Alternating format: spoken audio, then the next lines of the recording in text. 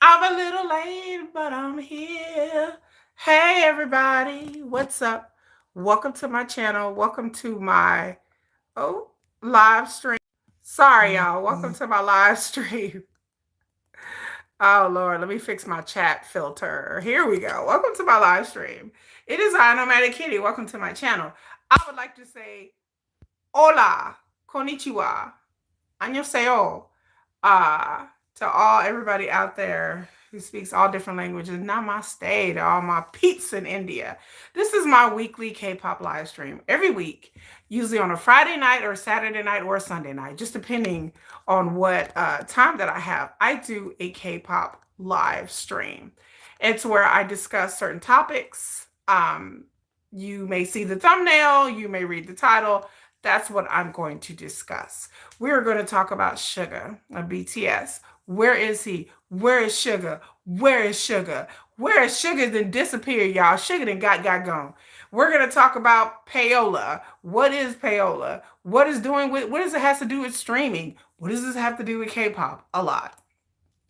We're going to talk about the profitability. We're going to get out the laptop today.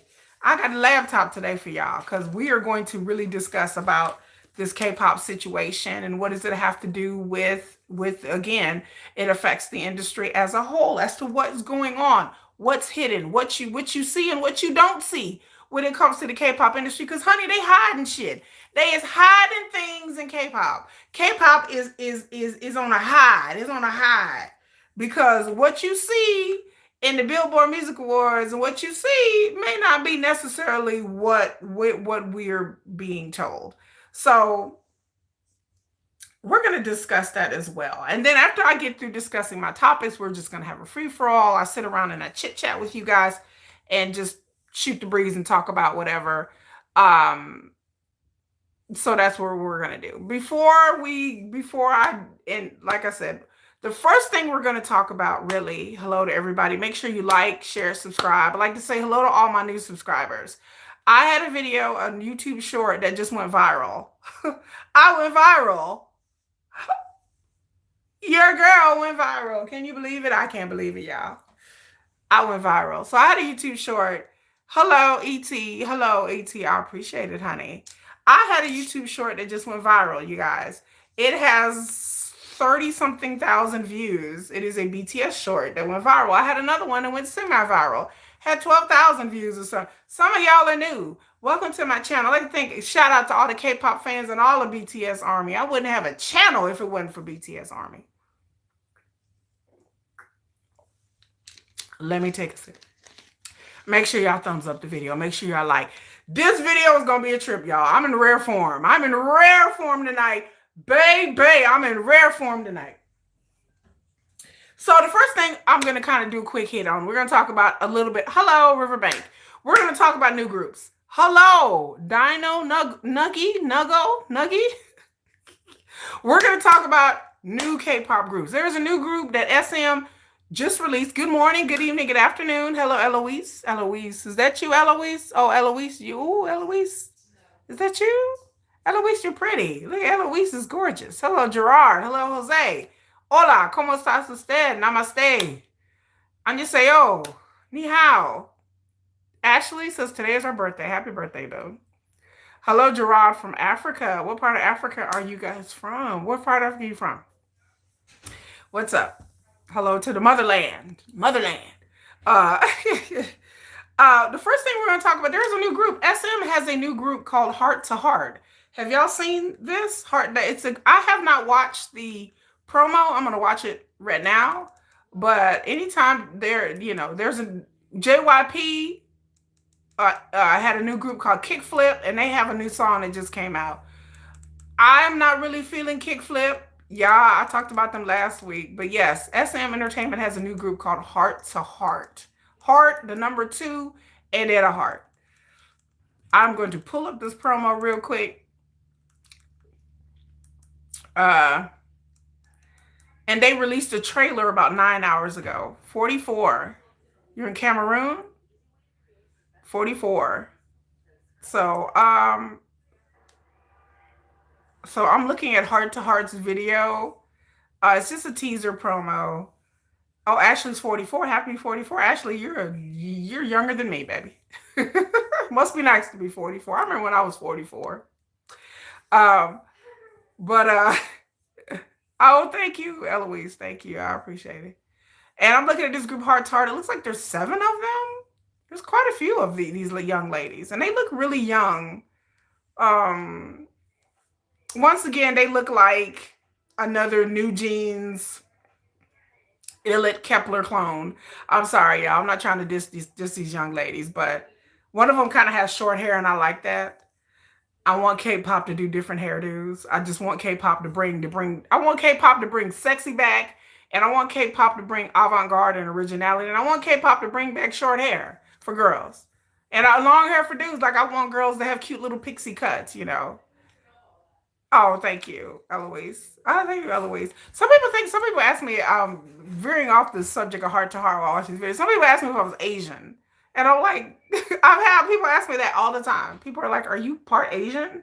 I was like, no, I'm not part Asian. I'm all American. I'm 110% American. I live in America. I'm not Asian. That's no disrespect. Not saying it's a diss. It's not. I consider it a compliment. But I've had a lot of people ask me if was I part Asian. I've done my DNA test. Unfortunately, I have no Asian in me. This is just there are certain tribes in Africa.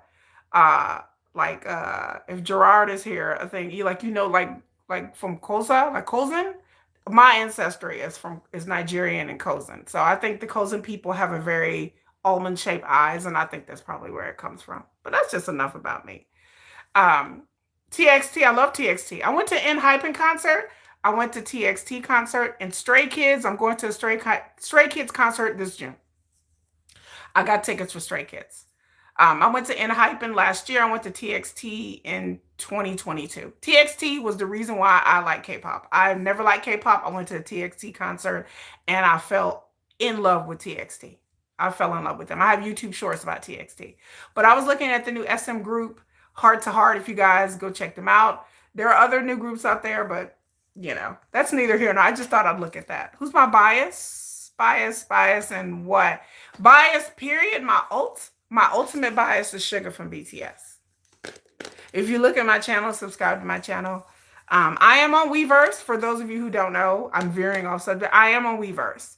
I'm Nomadic Kitty on Weverse. And I'm also Yoongi's Kitty on Blue Sky. So if you guys are on Weverse, you can add me on there or just stop by and say hello. I always post updates. I'm trying for the rest of the year because my channel is new. My channel's only been here 7 months. I'm almost monetized. I'm trying to get to 1,000 subscribers. So I appreciate you guys helping me out. Like, share, subscribe. I post content every day. Every day. Oh yeah, kickflip. I don't like kickflip. Kickflip is not my thing. Like, I mean, their production is good. Their look is really good. I saw their music videos. I saw their performances, but it's just not my thing. Their music is it's just not my thing.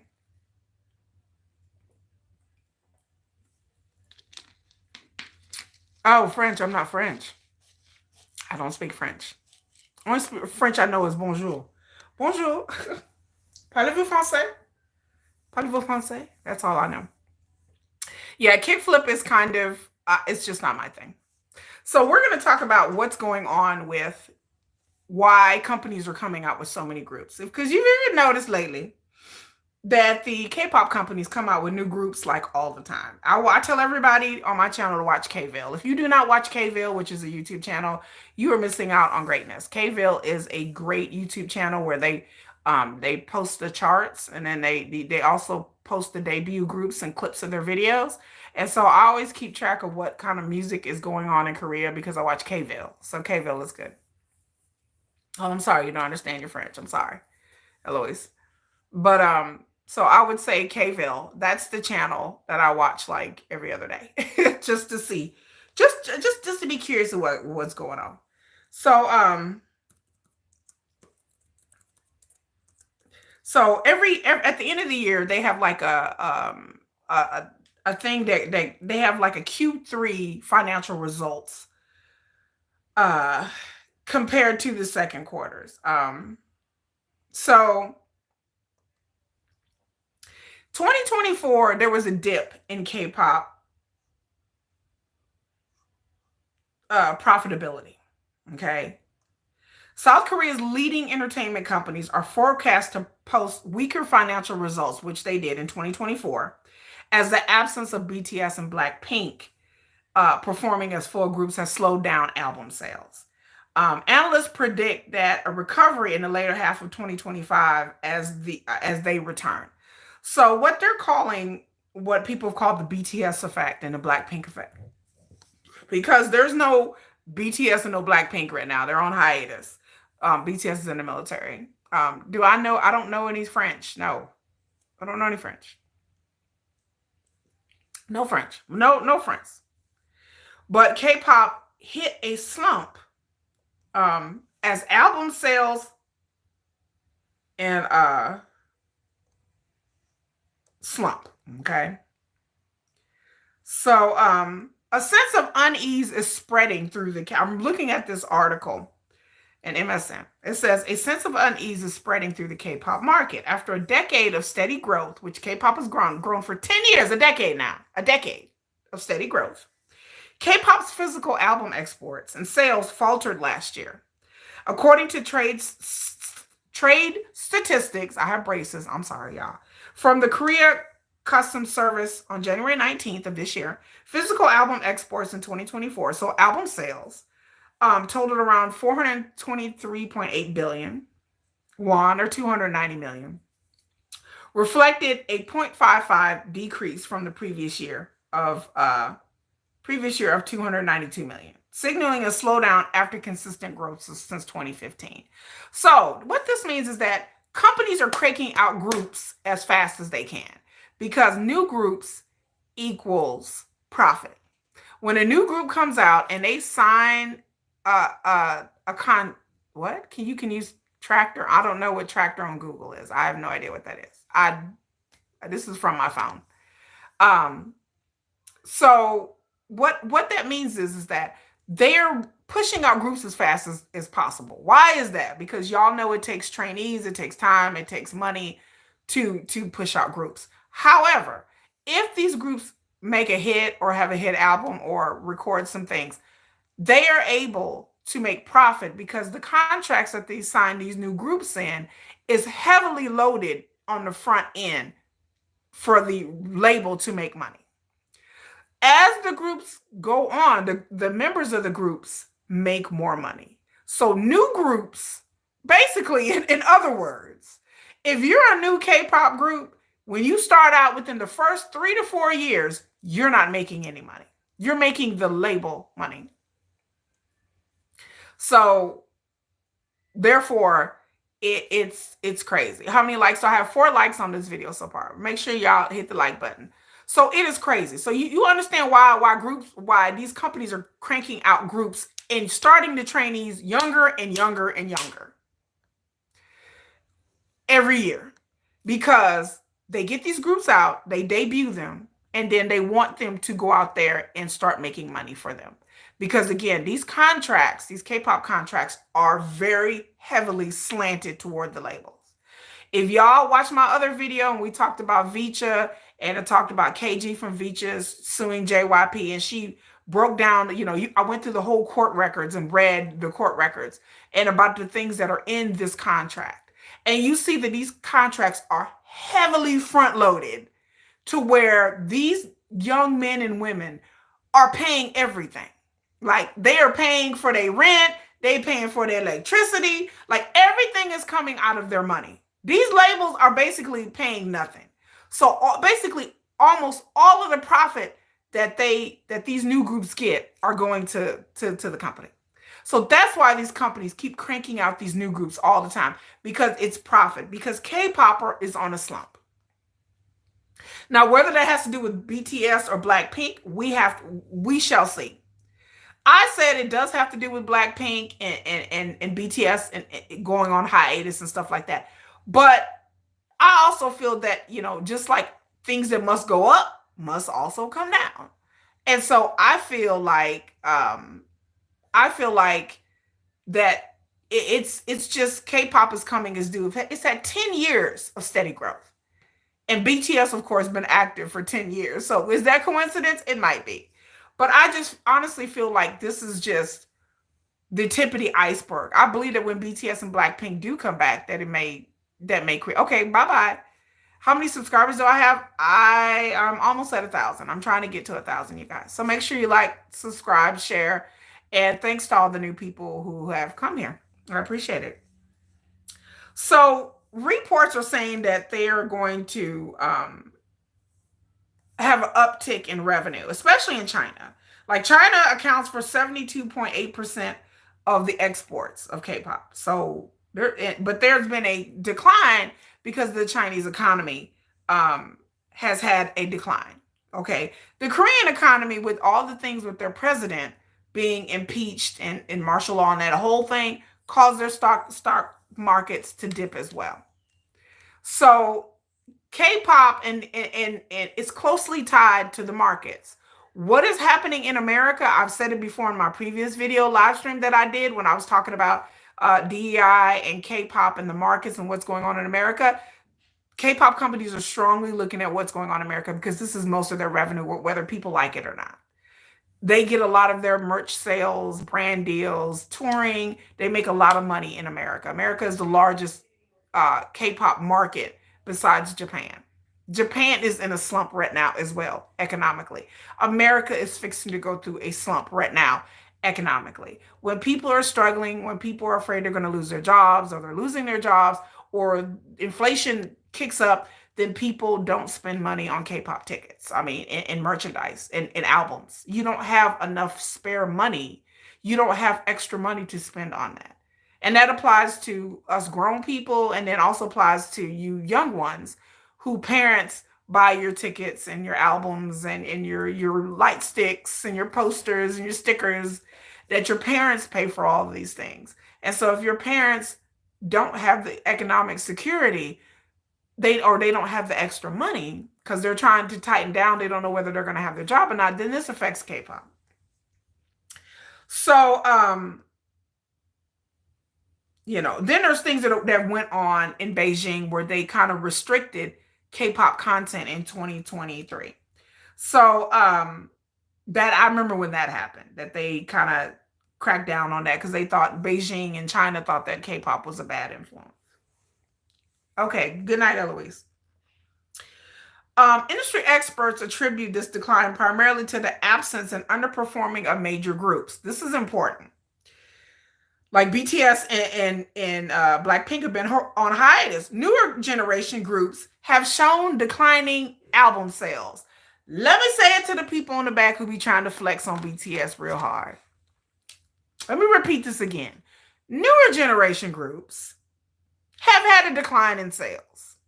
17, which achieved record-breaking sales of 16 million albums in 2023, only managed 8.96 million albums last year. Let me say it again. The group 17, which achieved record-breaking sales of 16 million last year in 2023. In 2024, only managed 8.96. And this is after they went on a world tour last year. I couldn't even get tickets to 17 last year because their tour sold out here in Dallas and like that. So they sold out their tour, but their album sales have been in decline. Number of groups selling over 3 million copies of a single album decreased from 11 in 2023 to 7 last year. So only 7 groups, 7, sold over 3 million copies last year. Now, I ask you viewers, what is the narrative out there? When I read Billboard magazine, Forbes, Rolling Stone, when I read all these magazines, what narrative is put out there? When they talk about, K-pop winning awards and the Grammys are tonight. So those of y'all didn't know the Grammys are tonight. I didn't even know the Grammys were tonight. Did y'all know the Grammys were tonight? I didn't. But I'm going to try to watch it, but live or whatever when it comes on in about 40 minutes, okay? So what is the narrative that's put out there? Every narrative that I read is like, I'm not trying to pick on Rose, okay? But it's like the song Opta with Bruno Mars. This is like, oh my God, they selling so much. Oh my God, like Stray Kids going on a world tour. Oh, they burning up the tribes. All of these narratives about how this group is doing this and this person is selling that. When you look at the numbers, it doesn't bear out. When you look at the numbers, that's not the case. So the narrative out there is being pushed to you and to everybody else. This is a marketing plan, okay? This is marketing. That K-pop is just, it's on and popping. It's on and popping. It's on and popping, baby. Everybody's popular. Everybody's making money. These people flying here and they doing here and they going on tour. That's the narrative that's being pushed. And I'm telling y'all, like I've said before in my other videos, it's smoke and mirrors.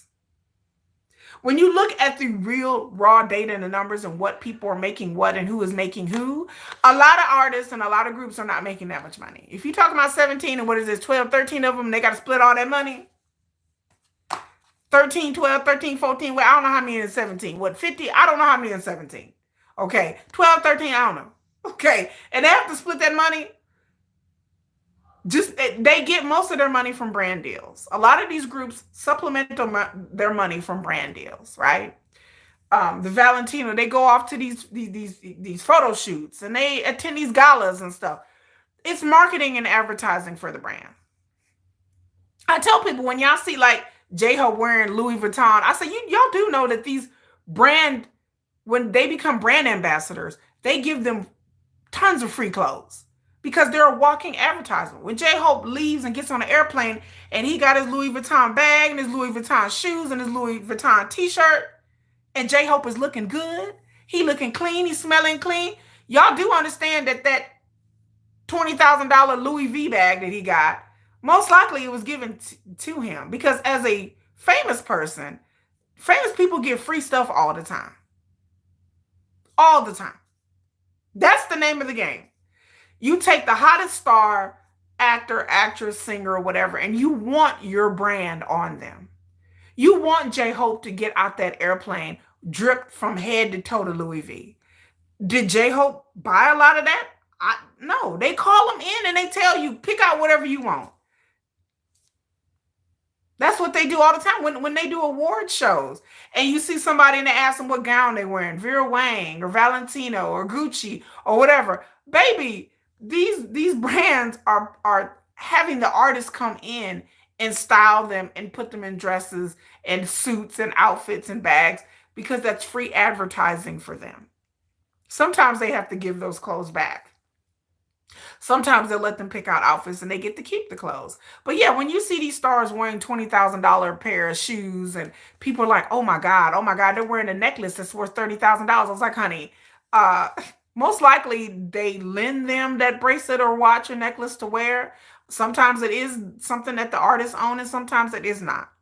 Being an artist, because I've dated somebody who was in the music industry and I have family members that were in the music industry. Back a long time ago, I dated a guy who was in a rock band, and one day I'll get into that story, but people, the more famous you are, the more free stuff you get. That's just the truth. The more you have brand recognition, the more free stuff that you get, whether you're a YouTuber or you're a K-pop singer. Like I said, the narrative being pushed out there is that K-pop is doing so well and so great, and it's not. So this article goes on to say that new global mega hits were also notably absent. Among the top 2,500 most streamed songs on Spotify globally last year, 25 K-pop songs made the list, but they were still dominated by BTS. Let me say it again. Let me say this again for all the haters and the naysayers. Among the top 2,500 most streamed songs on Spotify globally last year, 25 K-pop songs made the list, but they were still dominated by BTS. BTS had 16 of the 25 top K-pop songs. Let me just let that marinate on y'all, especially on y'all haters, especially for armies. When y'all go out there and people try to get online and try to test y'all, because I know some of y'all are on the Twitters and the Instagrams and stuff like that. I'm not. I don't care about social media. But I'm just going to here to tell y'all, go ahead and flex on them. Flex on them. Because out of 25 top K-pop songs, BTS members got 16 of them. Blackpink had 9. That's including both group and solo tracks. So I'm telling y'all, Army, flex on them. Flex on them. Tell them when they like Army. We try to be humble. I personally don't. I don't try to be humble when it comes to BTS. I flex on them all the time. I'm like, I'm flexing on y'all. Flex on y'all hoes. Like I'm flexing on you. So you tell them what I've said in the beginning, that BTS is what? What did I say before in all my videos? Holding up the whole damn industry is being propped up because of BTS.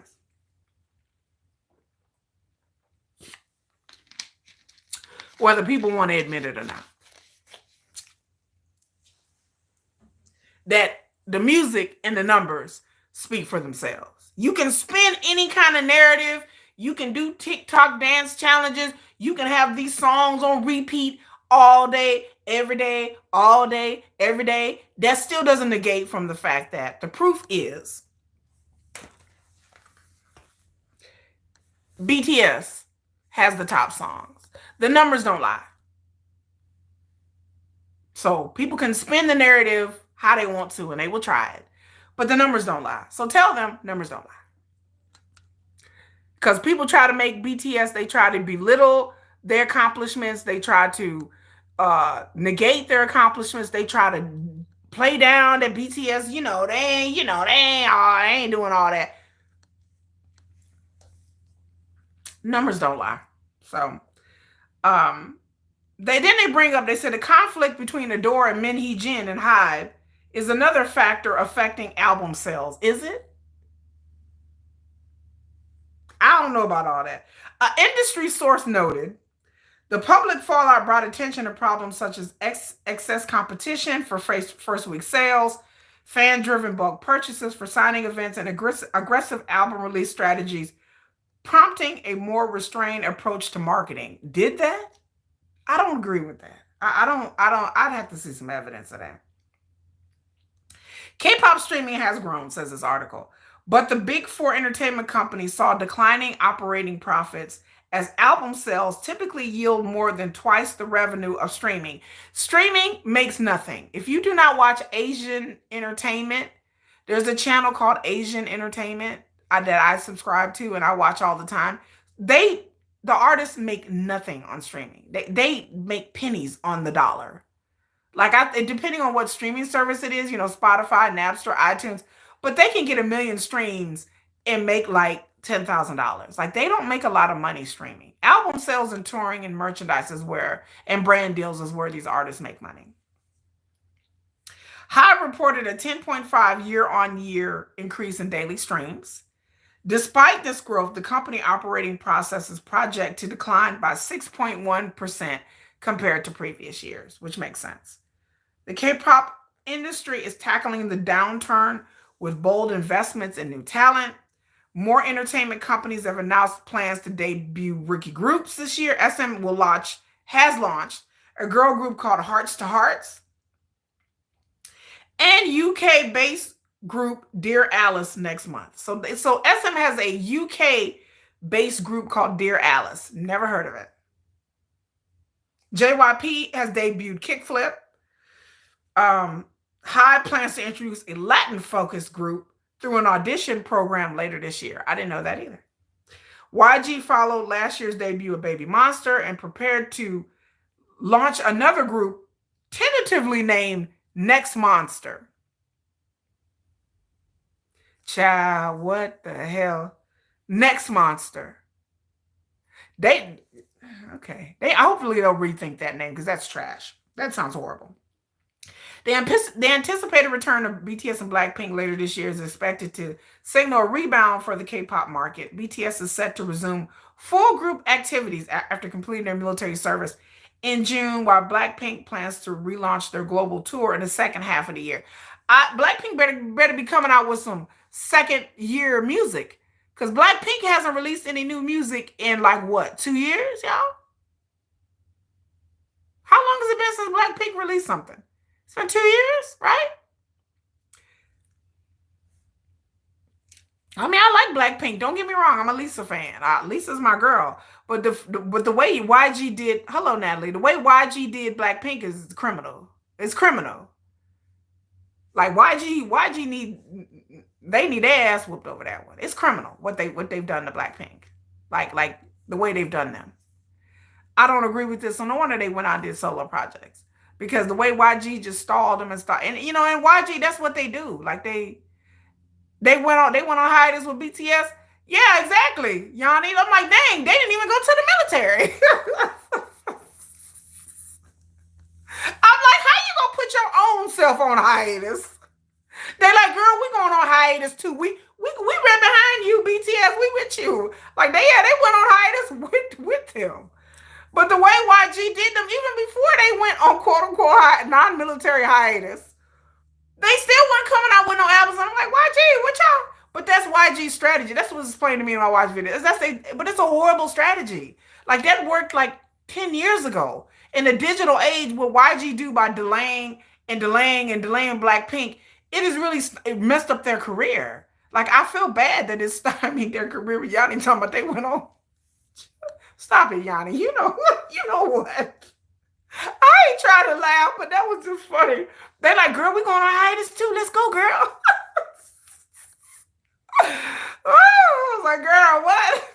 Girl, you ladies, y'all don't have to go. Because the moment BTS went on hiatus, you would have think YG would have been like, oh, yeah, come on, Blackpink. Come on, Rose girl, come on. Like, you would have think once BTS went on hiatus, that was Blackpink's time to take over and dominate the market.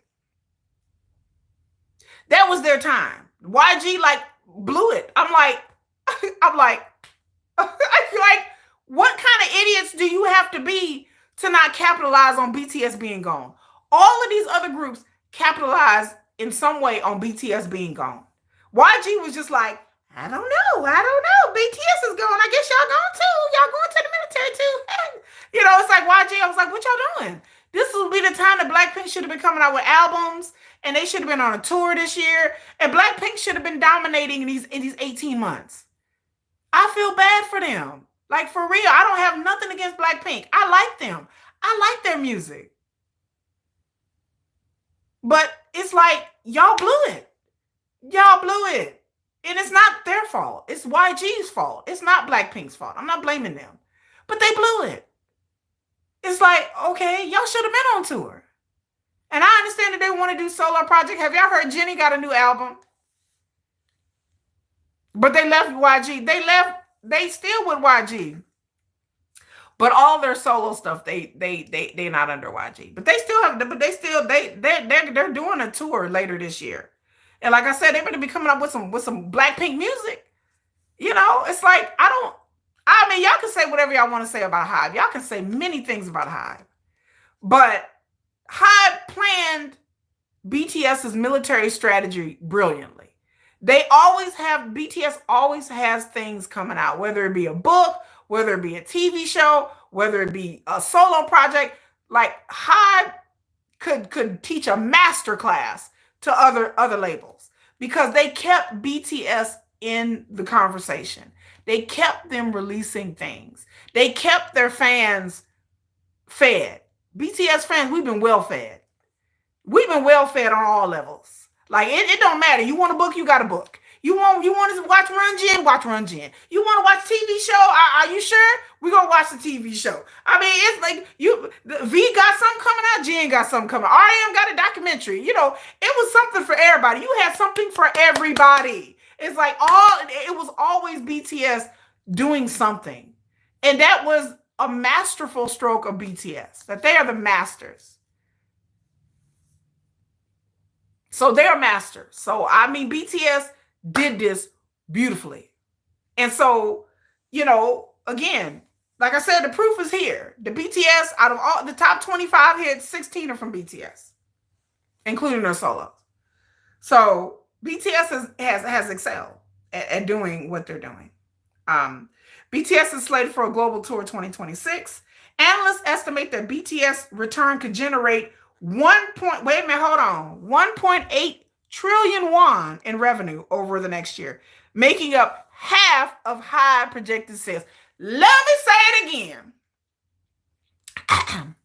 Analysts estimate that BTS return could generate 1.8 trillion won, which is about $1 billion, in revenue over the next year, making up half of Hive projected sales. So is Hive happy to have BTS back? Oh, yes, indeed. So if anybody has any doubts about trying to separate Hive and BTS and like there's just separate things, baby, there would be no Hive if there wasn't a BTS. There would be no hype without BTS. I'm going to say it again. There would be no hype without BTS. They understand that. They know it. They're eagerly awaiting for them to come back, just like we are, because it means profit. K-pop is waiting for them to come back. Y'all, I just read it. K-pop sales are in a slump. They call it the BTS effect in some places. K-pop wants them back. When BTS come back, y'all old army, y'all know better than I am. I'm baby army. Y'all know when BTS do anything, they breathe. People follow it. When BTS do any kind of new trend or new music, when they started wearing pastel colors, other groups start wearing pastel colors. When BTS was talking about when they talk about Dynamite, they was dressed like in the 70s. Then here come other groups trying to dress up in the 70s. We all know that BTS is the leaders. Hi, oh my God, I am graced presence here. When BTS do anything, they sneeze. And then everybody else is like, well, should we be sneezing too? Should we be coughing? I don't know. And like I said, it's not a shade to anybody else because I like other groups. But it's just the truth. BTS has carried South Korea. They've carried the market. It's just the truth. The numbers don't lie. I'm sorry, y'all. Y'all can get salty. Y'all can get mad if y'all want to. But the numbers don't lie. You love Stray Kids? I'm going to see Stray Kids this summer. And I'm going to put it on my channel. I'm going to post my Yoongi video too. Because I have concert videos of Yoongi. Oh, you Arab? Oh, okay, well, hello. Assalamu alaikum. You going too? Hyun Links? I did shorts about Stray Kids too. Because I was listening to Taste with my children and I realized it was inappropriate. Y'all don't listen to that song around your kids. Do not listen to Stray Kids Taste or that red lights, red line song. Don't do it. Don't listen to that with your kids. Don't do it. Them songs is smutty. You're from Iraq?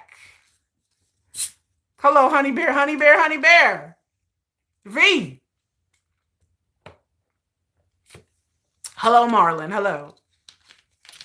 But yeah, so the numbers don't lie. The whole industry is waiting for BTS to come back because they carry South Korea and they make a huge part of their economy. They're coming back. So speaking of numbers, so the next thing I'm going to talk about the streaming and the payola. Okay. Bunny, where are you from? I am in Texas. I'm in the United States. So there's a big disturbance on the internet about payola. If you don't know what payola is a American term where back in the day, the history, briefly, the history is that back in the day, artists and record labels had to pay radio stations to have their albums played. And so they called it payola. So the more you would pay your DJ or your station, the more your album would be played. And that's how a lot of people got, do I like ATs? I have a whole playlist and I went to AT's concert. I went to AT's concert this summer and it's the best concert experience I've had. I've never been to a BTS concert, but AT's concert was the best concert experience I've had. It was a lot of fun. It was a lot of fun. Let me see. I have a bunch of AT's merchandise hanging up here. But I love it. It was fun. But payola started back in America, like back in the heyday was like in the 50s. And so you had to pay DJs to put your song on the radio. So that's the name payola. They have accrued accused BTS of this. In Korea, the term is called sajegi. Okay, where it's called chart manipulation. Okay, that's okay. It's called chart manipulation. So chart manipulation is BTS has been accused over and over and over again of hype and big hit paying for streams and rotations. So there, it's called payola in America. In Korea, it's called sajegi. So BTS has been investigated. There was a whole thing a couple of years ago. Again, I wasn't Army then. I just watched videos and documentaries knowing that these people have accused BTS over and over and over again of sajegi, of chart manipulation. I don't understand how you could fake your fans when you sell out arenas and stadiums. Okay, you know, how does that happen? How in the world can anyone accuse you of chart manipulation when you sell out arenas within an hour? When your merchandise sales alone is enough to sustain BTS. When BT21 is enough to sustain BTS. Do y'all not understand the power of BTS? If BTS was faking numbers and buying sales and buying streams, do y'all know that you know the artists that are doing that because they don't sell out. 1,000? Am I at 1,000 now? Oh my God, y'all! I'm out of 1,000 subscribers. I had 940 when I started. No, Marlon, don't tell me I'm at 1,000. I'm at 1,000. If I am at 1,000, I appreciate y'all. If I'm 1,000 subscribers, then I love y'all. I appreciate it. I'm gonna have a party. I'm gonna have 1,000 subscriber party later on tomorrow. But if BTS was this fake group buying up streams like people try to accuse them of, they wouldn't sell as much merchandise and concerts. So the grift now, y'all, peep game, this is what the grift is. So Spotify, y'all clarify this for me because I'm not on Spotify or Pandora or Napster. So Spotify and some other ones too, they have something called curated playlists. So you can release your playlist, right? Just a bit. What? Just a what? I don't even know. Look, I don't know what that means. What is that? Just that what? I can't read symbols. I know. So anyway, Spotify has this thing that I learned called curated playlists. So people, content creators, people have playlists with all these songs that they like. And so people on Spotify can subscribe to their playlist. Is that correct? I've heard about this. I didn't know this even existed till the other day. I'm not on Spotify. So people can subscribe to people's playlists on Spotify and other channels. And so some people have thousands of followers that people follow their playlists. And so people, you can go in there and add songs, and then other people will use your playlist as a recommendation. Famous people do this. Content creators, influencers have playlists that people follow. That is the dumbest ish I've ever heard. It makes no sense to me, but okay. I didn't know that this was a thing. Why would someone care about whether what's on somebody's playlist or not? But look, there's a lot of strange things that go on the internet that I just shake my head at because I don't understand it. So Spotify and playlists and why people follow people's playlists is something that I don't understand. Why people do this? Who knows? I don't know. I'm not into music like that. I'm a very visual person. So I like to watch music videos. I listen to a lot of my music on YouTube. I don't just listen, when I'm at work, I kind of listen to music. And then when I'm working out at the gym, I listen to music, or going for a jog, I listen to music. But I'm not really like, I sit in my car and listen to music all day. I'm not into music like that. I'm very visual. No, I'm not a Muslim. I've hung around Muslims a lot. Again, that's another time for another day and another story. I've lived a lot of life, honey. But I have hung around Muslims. Those people are jealous because they are not like them. He started from scratch and now they're number one. People of K-pop, those are haters. They don't know God himself. They don't like that. There are a lot of BTS haters. So apparently the new thing now is that these record labels can actually pay people who have lots of subscribers to their playlist. They can pay them to put artists on their playlists. And this is all considered marketing. So let's just say I have a playlist on Spotify, right? And I have all of you fine people following me on Spotify and maybe thousands more. Let's say I got 10,000 people looking at my playlist on Spotify. So a company can come to me, like Warner Brothers, Atlanta Records can come to me and be like, hey, Kiki, yeah, we'll pay you to put this artist on your playlist. What? And so they pay me to put certain artists on my playlist. And then I, in turn, publish my playlist. And I have 10,000 followers who are looking at my playlist. And maybe they may see a song. And then they're like, oh, well, such and such has this on her playlist. And I follow her. I'll take a look at this song. And I'll go on Spotify or whatever, iTunes, and I'll download it. And this is all legal. This is not considered payola.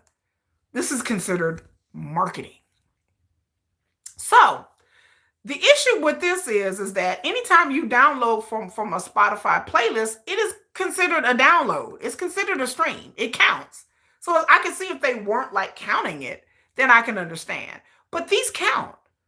So if you can just imagine, and it's pretty cheap to pay somebody to put a song on a playlist. So you can just imagine that a record label who has hundreds and thousands of dollars, that they pay 10 or 20 different people who have lots of followers on their playlist. They'll pay each one of them to put songs for their artists on their playlist. And so they could potentially have these songs reach hundreds of thousands of people, right? And then these hundreds of thousands of people look at their playlist and decide whether they want to go try out the song or download it or not, right? Right. So this is how a lot of artists are getting on Billboard charts. This counts toward Billboard charting, okay? So I know a lot of you armies are into streaming, and charting, because y'all want the solos and the songs to be up there. Like Jimin, there was a huge push for Jimin and Jungkook to stream their music because that also, whenever they get on top of the charts, that also signals the awards. Like right now, the Grammys are about to come on, okay? The Grammys are about to come on tonight. So when you sell a lot of records, I mean, there's other things to it, but then also you can start getting nominated for awards, and armies love that. Y'all love that. K-pop fans love that because in Korea, the charts are a big thing. So that's kind of a holdover from Korea.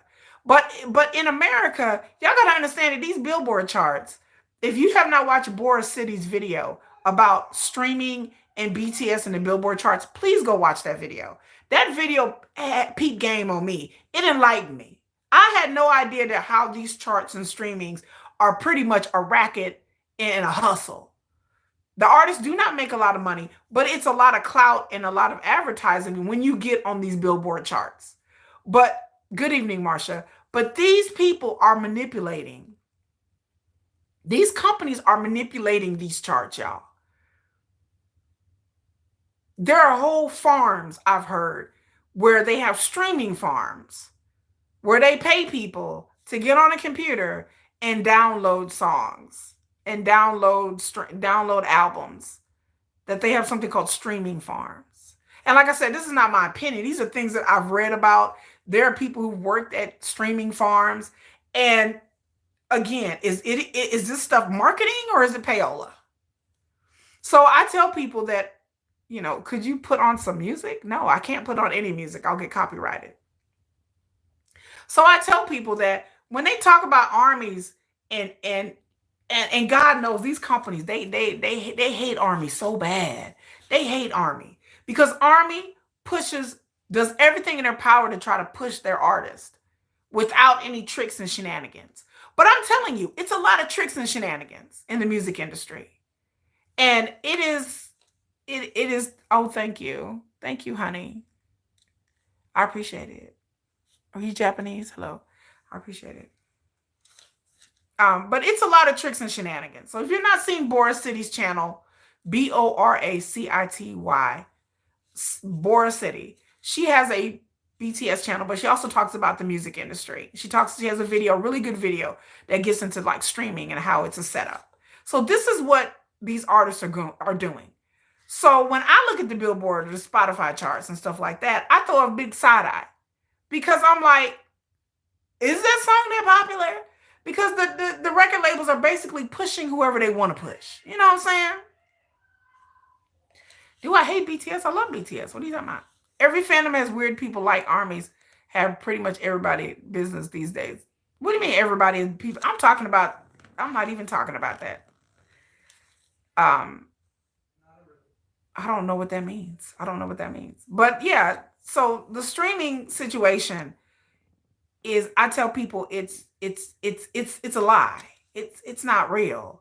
There are some artists that just that get pushed because the record labels want them to get pushed. BTS has been a victim of this. K-pop in general has been a victim of this. Um, because American record labels are going to push American artists. I mean, that's just the truth. I mean, they have distributors. They have distributors that do like the bare minimum with these distribution deals that these K-pop companies have. Like BTS, I believe, have a distribution deal with is it Universal or Columbia? I don't know which one. Marsha said, I believe that. When I first got into BTS, I couldn't understand why BTS wasn't being played on Midwest radio stations, especially how popular they are. Right. To me, the proof is in the touring. To me, if you cannot sell out arenas and tours, but then you're everywhere on TikTok, let me tell y'all something. Let me go off real quick. There are certain artists, I won't say any names. I'm not talking about K-pop, American artists, that are on TikTok, on YouTube Shorts, on Instagram highlight reels, that I ask people that I know and my kids, does anybody listen to this person? They're like, no, not really. Okay, so why is this person everywhere? Why are they on every commercial and TV show, but they haven't done any tours? They've done music shows. They've opened for people. I'm not saying no names. There's several artists I can think of right off the top that they've won awards, that they are on every damn TikTok video that I know of. They've played certain shows and been on award shows, and people like, oh, this person's really popular. Have they been on a tour? No, they haven't been on a world tour. So how popular are they?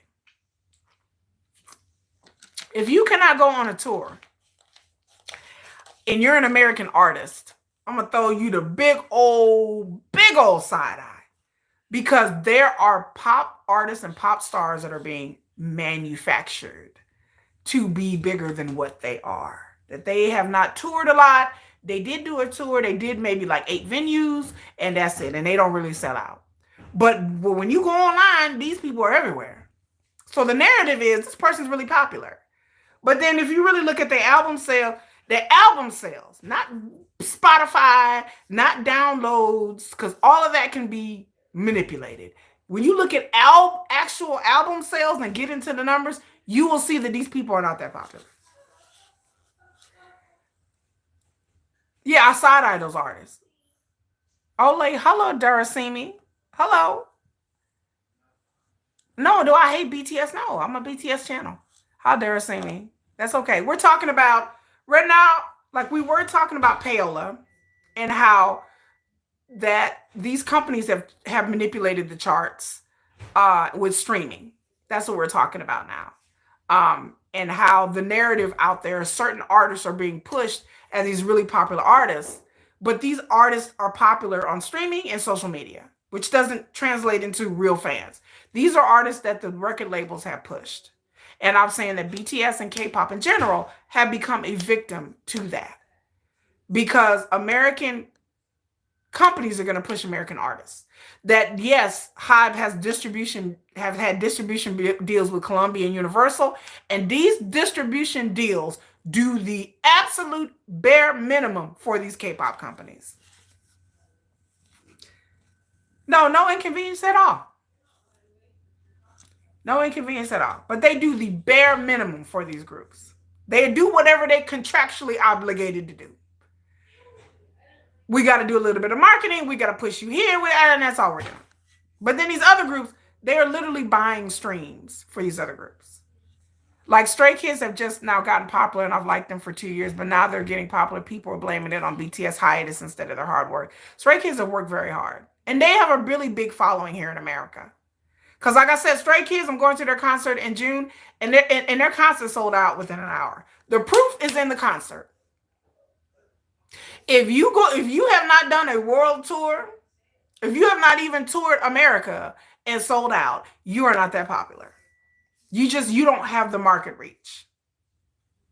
Are you going to Orlando? Yeah. So yes, there are groups. ATs is very popular. They sold out when I went to the concert. And Hypen sold out. TXT sell out consistently. But the thing about it is, a lot of these American artists, they do not go on worldwide tours. They're not Beyonce. They're not Taylor Swift. They just don't. They don't sell like Beyonce and Taylor. They're not even at that level of BTS, ATs, and Hypen. That's why these American companies don't like K-pop and don't want to share the business with K-pop, because K-pop outsells them in album sales and also outsells them with concerts, because concerts is where the money is made. The money is made in concerts. The money is not made in streams. Le Seraphim, they're fixing to go on tour, but eventually. But they need to be ready to go on tour. Le Seraphim are gaining popularity here but they need to be popular overseas. You can be popular in Korea and Asia. Like there's some groups that have toured Japan and China and Asia and Malaysia and Taiwan, but they can't come to America and sell out. They just not there yet. And there's nothing wrong with that. Some groups have to creep up to that. BTS didn't start out like doing worldwide tours. They started out small and they had to grow. But the thing about it is that in America, they kind of don't want K-pop to grow, because that takes away their market share in the business. And so they do the bare minimum to try to do it, but K-pop still does good anyway. I was saying that exactly, like they don't want to share the music industry. They don't. It's money. It's just money. They don't want to share the money. That's just it. It's all about money and control. They can't get the big share of the profits from K-pop groups. They have to share with the label. So they can have distribution deals with Hybe or SM or YG, but they don't get the bulk of the money from that. If they were getting the bulk of the money, they would push these groups a lot more, but they don't. They still have to share. The bulk of the money goes to Hybe or whatever company. And American artists have racial hate towards K-pop groups just because they're mad how popular. I would say it's not the artists, it's the industry. It is not the artists are cool.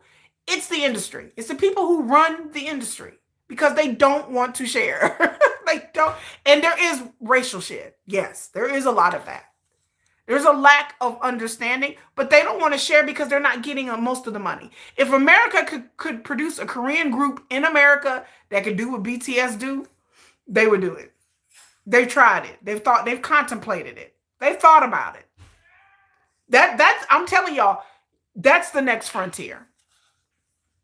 The next frontier in the music industry for America is an American company right now as we speak is going to start. They're going to try to start a Korean group, because they want that money. They want that money. They want that money so bad, because they want to control it. They want to control it. And they don't want the money going to Korea. They like, no, we need the money coming here. But the music industry in Korea is so different from America. It's similar, but it's different. Like what trends in South Korea is very different than what trends here. The music industries are just different. If you can cross over from Korea to America, it's something to be achieved. What Stray Kids and ATs and these other groups that come over to America and tour that are successful, that's something a lot of groups don't. Like I said, I just read the stats. The K-pop industry, what I was talking about earlier, is on a decline. They're losing money. For 10 years, they've had a high. And then they try to say, well, because Blackpink and BTS is not in the mix, and that has a lot to do with it. But then on top of that, what does that say about your industry? Your whole industry cannot be resting on 2 and 3 and 4 groups. Your whole industry can't rest on Blackpink and BTS and ATs and Stray Kids. No. Your whole industry cannot rest on 4 or 5 groups. And if those groups are in hiatus, or they're in the military, or they decide to take a break, then the profits are going to decline. That's not a stable industry. That's not a thing. That's not stability in your industry. Groups like Feature failed not because they were under JY, but because the industry. Yeah, because I agree the industry in America is hard to break in. Yeah, right now American music is about trends and fads. It's not about talent. It's not about talent. Like I said, I won't say who I'm talking about. Again, I'm tired of the TikTok, the viral stars. I'm tired of this person TikTok famous. They come out with a song and I'm sitting there going, okay, what? Like who is this again? And then next thing you know, they're on awards, they're on commercials, but I'm just like, again, and then I don't know anybody who listens to that. I ain't saying no names.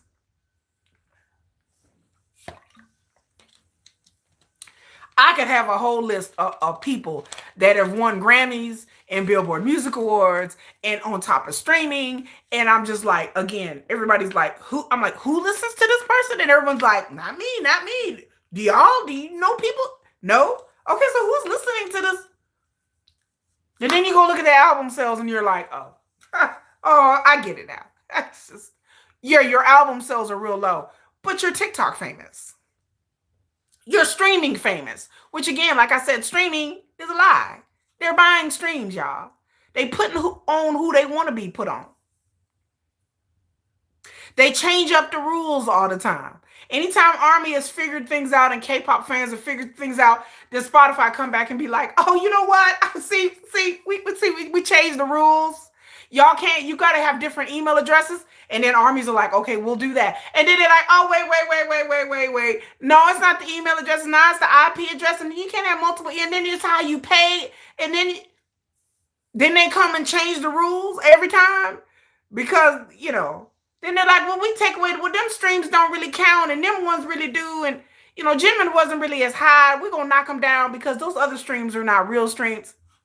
But then then these American artists, y'all out here paying, y'all got streaming farms. Y'all got people sitting on computers just uploading stuff all the time. And that's valid. You paying people who have Spotify playlists to put the artists on your playlist, and that's valid. But then, armies create multiple email accounts and pay their real money to buy real streams, not a marketing division, not a PR firm, but real people are paying for streams for K-pop music, but that all suddenly don't count. Child, I'm done. I can't with the music industry. They put on who they want to put on. They elevate whoever they want to elevate. These fake beefs, let me say it for the people in the back, these fake ass beefs that they have online, well, this person's beefing with this person. Why? Well, this person said this and this online. They said it on Twitter. Okay, so you're they Twitter beefing? Which PR executive idea was that? Because the moment they start beefing, all of a sudden their album sales go up. People are on the internet. Oh, they're beef. Oh, Kendrick Lamar and Drake. Oh my God, they beef. Really? Are they really beefing? Are they really? Okay. Or is this a fake PR beef gone wrong? That's what I like to call Kendrick Lamar and Drake. A fake ass PR beef gone horribly wrong. Gone. Somebody got in their feelings. And then all of a sudden it took a turn. I really need to know why people think K-pop is overrated. I feel like K-pop is overrated. K-pop is overrated because it's not as popular as people think it is. It's just that K-pop fans are very rabid. If artists like Taylor Swift, Olivia Rodrigo, Kendrick Lamar, and Tyler, the Creator never had their tours, they wouldn't make that much profit. They wouldn't make no profit at all because streamings don't make. Kendrick didn't have a tour. Yeah, he didn't have a tour. She talking about, I heard Beyonce. I don't know if Beyonce thought. I don't think she got a Grammy. No K-pop group could with their music like, yeah, because they started making K-pop categories. They're like, oh, K-pop, we got you your own little category. I'm like, wait a minute, what? So they can't be in the main category? No, y'all can't be in the main category. We have a K-pop category for you. There you go. I'm like, what in the world? Now all these Billboard and Grammys, they have K-pop categories now. They have K-pop. There's a K-pop category. You go over there because they don't want them to compete with the mainstream artists. So they created these categories. They created a K-pop Spotify chart. Then they created global charts. Oh, we have a global chart. Why do you have a global chart? Like, what? Numbers should just be numbers, right? They have a K-pop chart and a global chart and this kind of chart because they don't want the music to compete. They had to separate, yeah. They did. It's used to my racially profiled. It is. It's always been racially profiled. The history of the Billboard charts, because Billboard is the oldest one, is racially motivated. The history of it. They had mainstream charts, and then they had R&B, and then they had soul, and then they had, because they was like, well, we want y'all black people to be over here in this chart, in the R&B and the soul chart. We don't want y'all to compete in the main chart. That's how it was for years. That's why these charts were created. To keep the music separated. They didn't want the artists to veer off into different genres of music. They had a rock chart, and then they had this chart. And it's changed over the years, but in America, they really want you to stay in some proverbial box so they can monetize it and make money, and then they can racially profile you over to, oh, well, they're a soul artist. They're a rap artist, because they want to put you on the label. They want to put you in that category. So when groups like BTS come, and they are very popular, and they kind of transcend, and they have a blend of different types of music, then the industry is like, well, we don't know that. Like don't even get me started how Jungkook's Golden album was a K-pop album. That make my eye twitch. They had my eye twitching. I said, what? I said, wait a minute.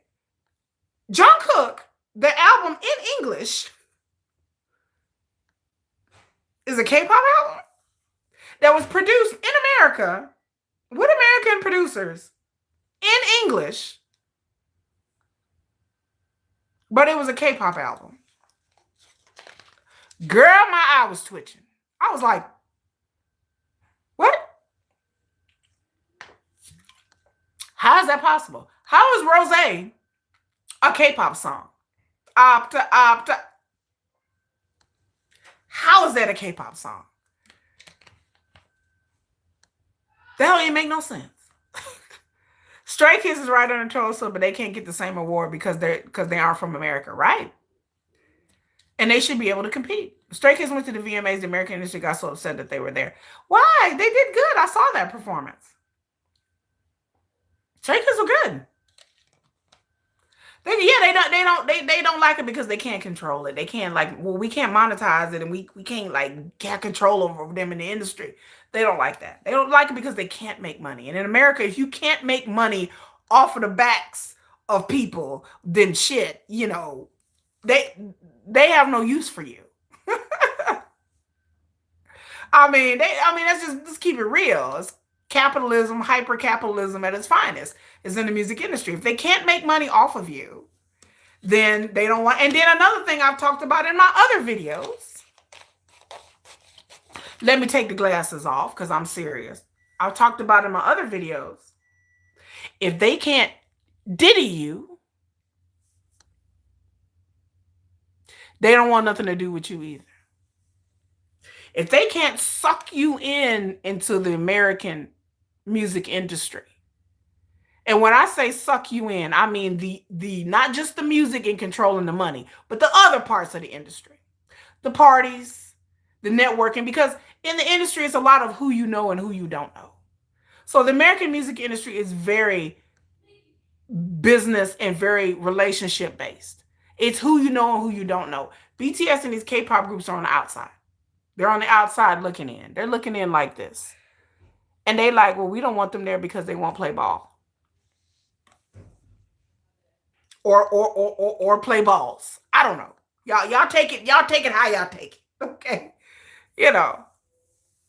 So, you know, a song will get uploaded and an artist will suddenly blow up, and then you're like, who the fuck are you? Thank you. I'm like, who? Who? You all over TikTok? Who are you? Yeah, they say, wow, your English is so good. Yeah, and the idol would be from like Felix from Australia or Canada or even from America, like Jenny. Like Jenny speaks perfect English. I'm just like, she speaks English, but you know you're a K-pop singer, Jenny. Jenny finna come out with a whole English album. She a K-pop singer? Okay. Even though they ain't speaking no Korean. And again, like I said, in the music industry, it's relationships and who you know. That determines whether you get nominated for awards. That determines if you get invited to certain things. They want to invite Stray Kids and BTS and Blackpink. They want to invite you to these award shows because they need viewers. They need ratings. So they'll use them like that. Like BTS, how they use them to come to the Grammys and use them to come to these awards and want them to perform. Yeah, they want you to perform. They want Stray Kids to be at the VMAs. Because that brings eyeballs. People are going to watch it online. K-pop fans are going to blow it up. But they're like, oh, we don't want to give you no award, though. We don't give you no award, but we need you here to perform because it brings in clicks and views and ratings. But we're not going to have you compete with other artists. How silly. You're just here to perform. Dance, monkey, dance. That's what you're here for. You're here to entertain.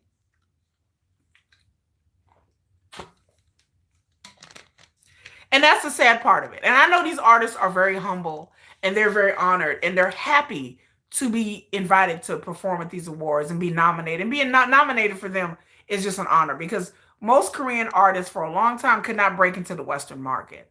But you know, the thing with streaming is what I found very distasteful. The whole notion of streaming is so crazy and it's so convoluted, and the whole notion with social media, how these labels are paying to create these stars. It just kind of it makes, and then these K-pop artists have to work so hard, and these groups have to work extra hard to be recognized in the West. When there are some artists that barely know how to sing, don't play no damn instruments, don't write their own music, they are manufactured in a studio, and God knows what else they're doing. You know, I won't speculate, but God knows what else they're doing to be put on. You know, yeah, then leave. You don't have to listen. Bye bye. Have a great night. You too. You know, then you have to lead. Then they have to play ball in the industry. And so to play ball in the industry, a lot of times you have to sell yourself for a jelly roll. And that's just, just sad. I don't want K-pop singers. There's enough exploitation in the Korean industry. There's enough exploitation there. And then to come over America, to be exploited in Korea, and then come to America and be exploited. Like what? Like, that's just too much. They shouldn't have to be, it's enough in Korea what they are subjected to. But to come in and then turn around and go to America and you have to like play ball with them is, it's just too much. It's just, no artist should have to be subjected to such dehumanizing treatment, especially when a lot of these artists are very young. Like a lot of these artists are 18, 19, 20 years old.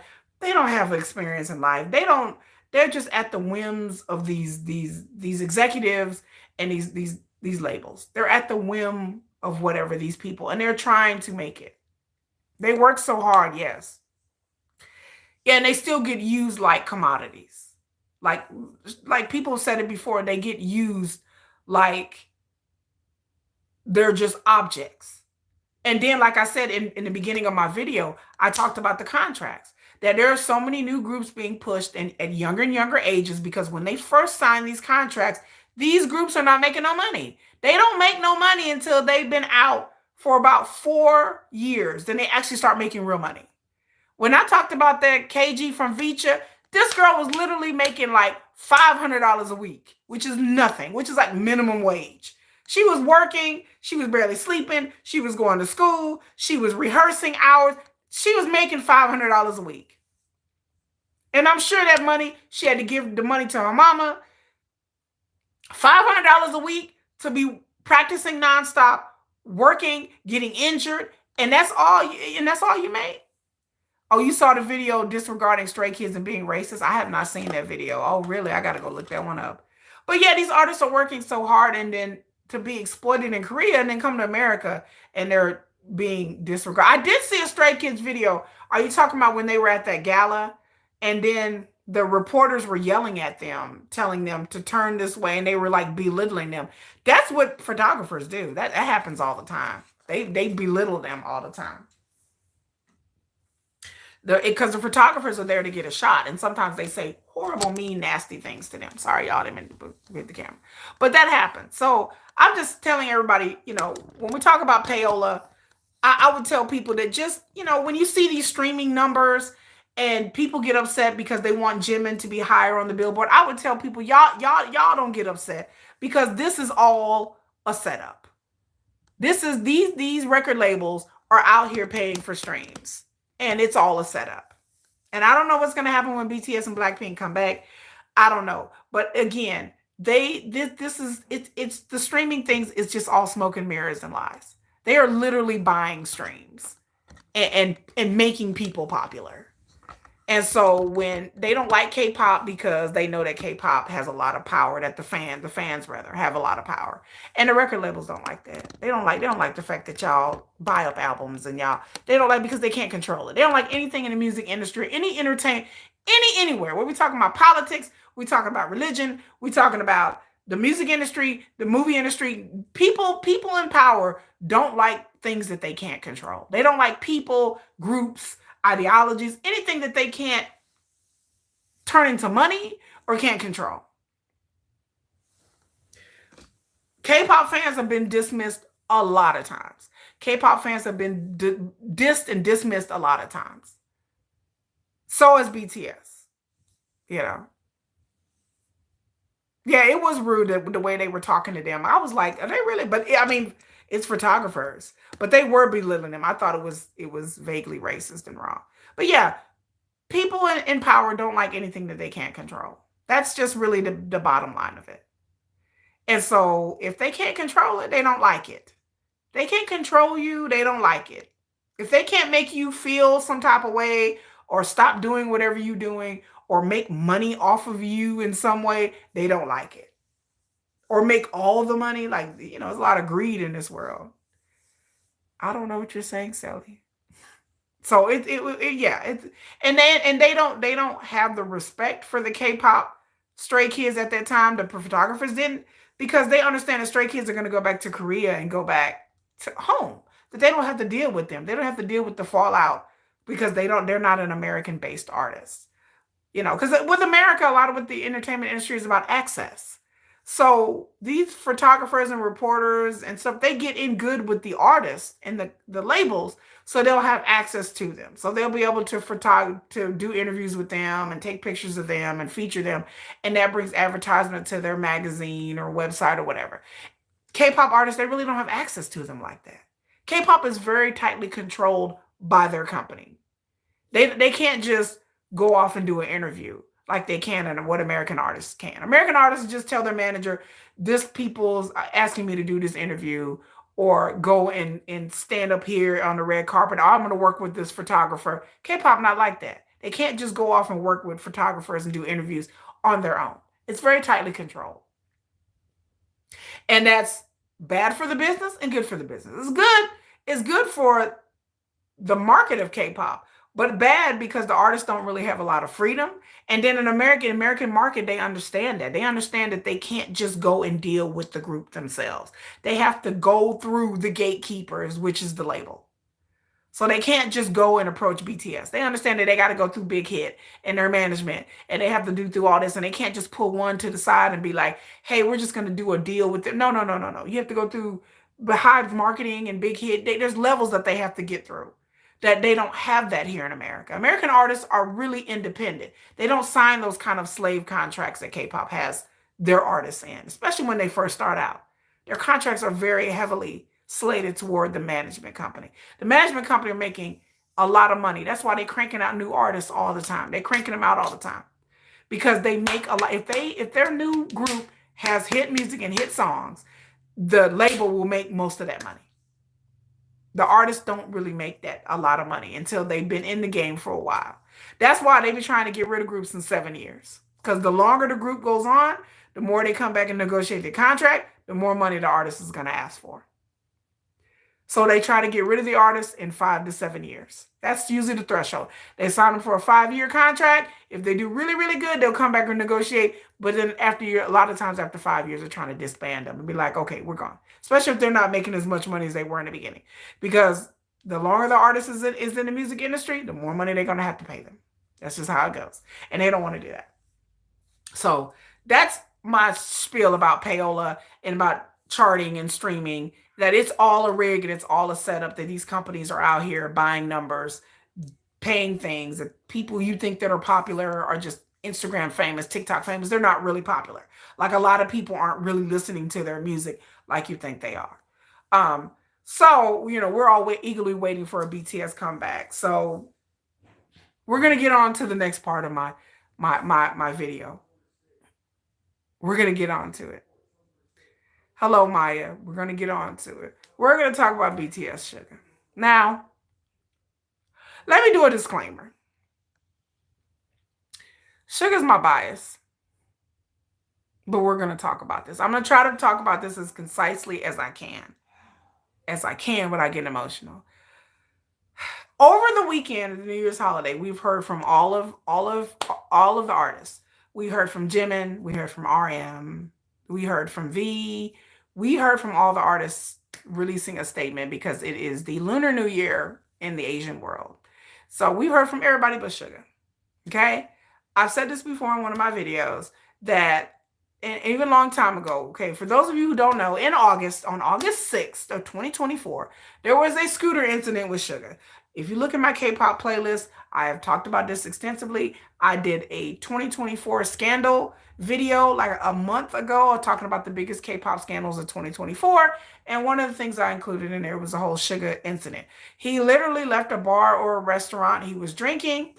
Instead of driving, he thought he would hop on a scooter. He hopped on a scooter that was on the sidewalk. My daughter has the same damn scooter. It's an electric scooter. My 10-year-old rides on the scooter. And he went to turn into his apartment complex.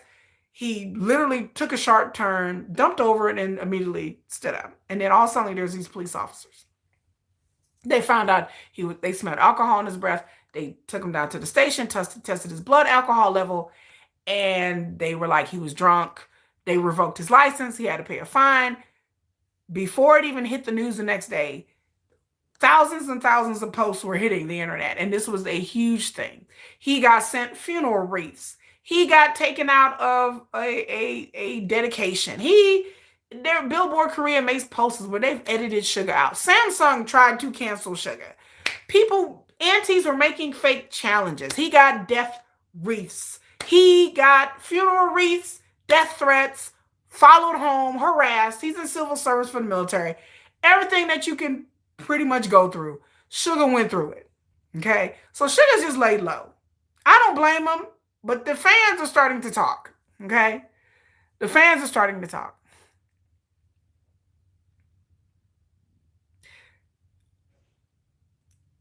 The fans are like, so this week, fans are like, where's Suga at? We miss Suga. You get on Weverse. I'm on Weverse. Nomadic Kitty on Weverse. Follow me.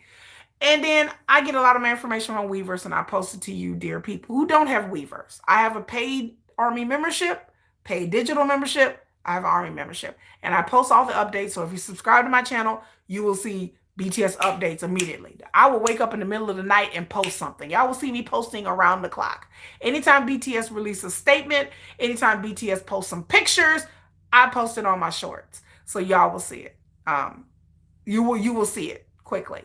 So make sure you subscribe to my channel to get all these good updates. I appreciate everybody to subscribe. Make sure you thumbs up, like the video, and subscribe. But there has been no Suga.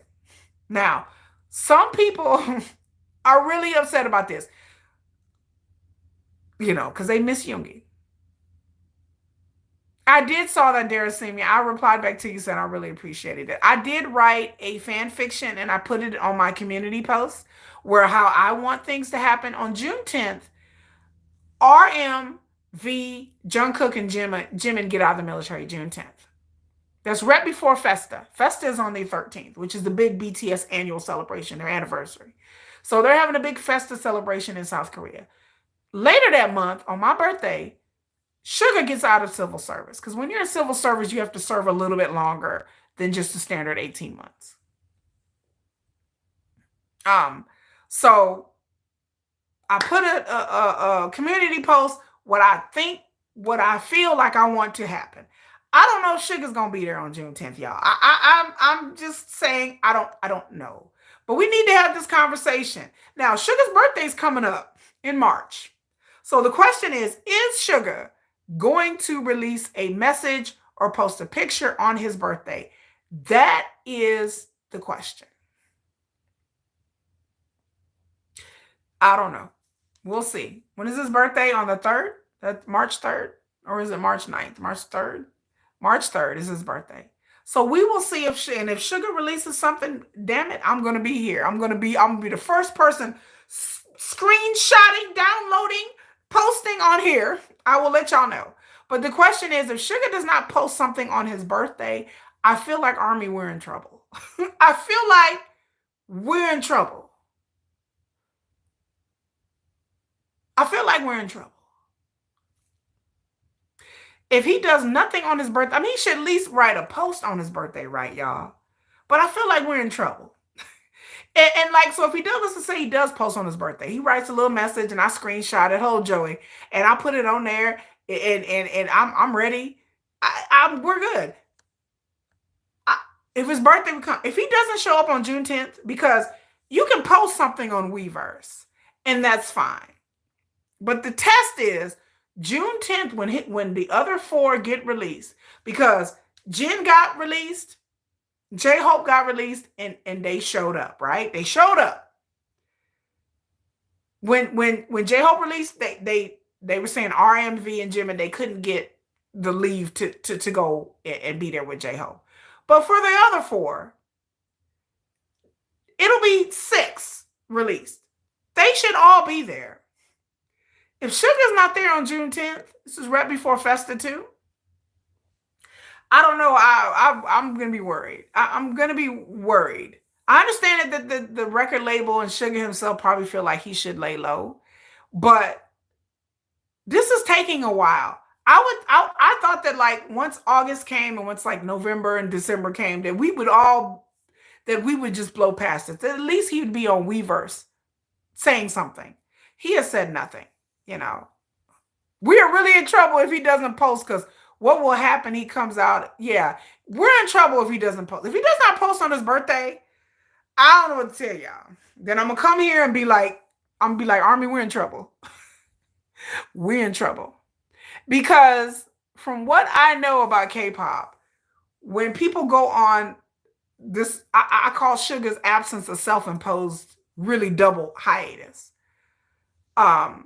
If he doesn't post, then something's wrong. Something's really, really, really, something's real. There will be a disturbance in the force. I'll be like, Armies, we have a disturbance in the force. There's going to be something really wrong, that we know that this is signaling something wrong. But again, like I tell y'all, Korean media is relentless.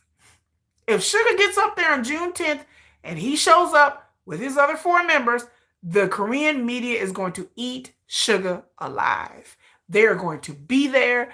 They're going to show up and they're going to eat Sugar alive. They're going to take their pictures, and it's not going to be about RM or V or Jungkook.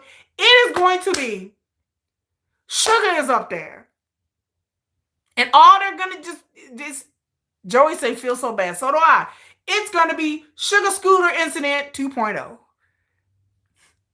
BTS Sugar's there. Min Yoongi, Sugar, BTS was there. And after his incident with the scooter, this is the first time we've seen him. That's going to be the narrative. That is going to be the narrative, y'all. We haven't seen him since August. And then he made his first appearance since he had to do the police line. And then they're going to show the police line again. Right, get ready. They're going to show the police line footage again and again and again and again and again. They're going to keep showing that footage. They're going to show him on a scooter, and then they're going to show him up there with the police line. They're going to show him on a scooter, and then show him with the police line. They're just going to run this footage over and over again, over and over again. That's all we're going to see for days. Nobody's going to be talking about RM and V and Jungkook and Jimin being out and us being excited. All you're going to hear, ladies and gentlemen, is this is the first time we see Sugar since he was drunk on a scooter. And that's going to take over the narrative. And the army's going to get online and they're going to be mad. They're going to be fighting the antis online. And nobody's going to be talking about how happy we are to see Jimin and Jungkook and how we're happy we're to see all of them together. That should be the narrative. But oh no, Korean media, chef's kiss Korean media. Y'all are going to turn it into, I can't. And then what are the K netizens going to say? Oh my God, look at Suga. How dare he show his face? Wasn't he drink driving? Wasn't he drunk? How dare he show up? That's what's going to be in the comments. They're going to post this shit online, and in the comments, the netizens are going to eat him alive. Because they still, and the reason why I say this, and the reason why I'm telling y'all this, is because the way T.O.P. has been treated. T.O.P. had a marijuana charge literally like 11 years ago. And T.O.P. did Squid Game, was finally allowed to do Squid Game, was on Netflix and did videos for Squid Game because international audiences is like, we want to hear from Thanos. They was like, we don't give a damn about that marijuana charge. And so T.O.P. has done videos in Netflix Korea where he's talked about his role, he's talked about stuff, and they were netizens eating him alive. The international fans had to come in there and be like, shut the hell up. No, we love Thanos. Because when I looked at the stuff in Korea, they were eating him alive in Korea. I was just sitting there like, y'all still mad? Y'all still mad at T.O.P.? This 11 years ago. They was like, he wasn't even good on Squid Game. He was terrible. I'm like, all the international fans were supporting him. They were like, we love you, T.O.P. We love Thanos. Oh my God, we love Thanos. My kids love Thanos. Everybody loved Thanos, except for Koreans. Koreans are like, hell to the no. His acting was horrible. He should apologize. He embarrassed himself. These are the things that they were saying. So I'm sitting there reading this going, okay, all right. I don't know how this is going to bear out for Suga. I said, oh, y'all still mad about the marijuana? Okay. Y'all still up?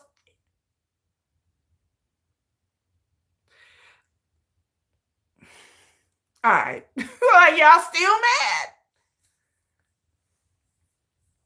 Just sad because they've done so much for us. Right. They've done so much for Korea, their own country. Their own country. Their own country. She said, what is the Myra Roach that back up? I don't know you. What y'all talking about there in the comments? Behave. But I don't know what this is going to happen. So I don't know if Korea is going to T.O.P. Suga. I've said this before. But the fact that we have not heard from him, even on the Lunar New Year, he could have just wrote a quick message. He didn't have to post a picture. He just could have wrote a quick message talking about Happy Lunar New Year. You know, I'm happy.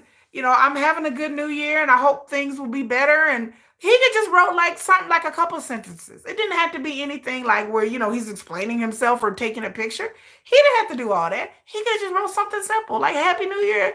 Hey, armies, I miss y'all, blah, blah, blah, blah, blah. And that's it. That's all he had to do. He didn't even write that. I was like, so I don't know who's doing this is. I don't know if this is the label telling him not to write anything, or is this him himself saying, I don't want to write anything. I don't want to bring any attention. Or is it both? Like, so I don't know who is keeping Suga away from us. I don't know. I don't know who to blame here. So maybe it's a combination. Maybe he doesn't. Maybe, I don't know. I don't know, y'all. Maybe he feels ashamed. Maybe he feels, I don't know. I would feel real bad if Suga still feels like he did something horribly, horribly wrong and he's too ashamed to show his face out in public. And like, that would be sad for me to think about that. But I'm telling y'all, if he doesn't say anything on his birthday, then we know something's wrong. Either he has decided to just not say anything, or the label is telling him to lay low. Oh, Joe, you're only 13. I'm sorry, honey. Yeah, it makes me feel bad that he feels like he has to lay low. Either he feels that way or the label is telling him to lay low. I don't know who to blame. So we don't know. Maybe he's like, I'm just going to lay low.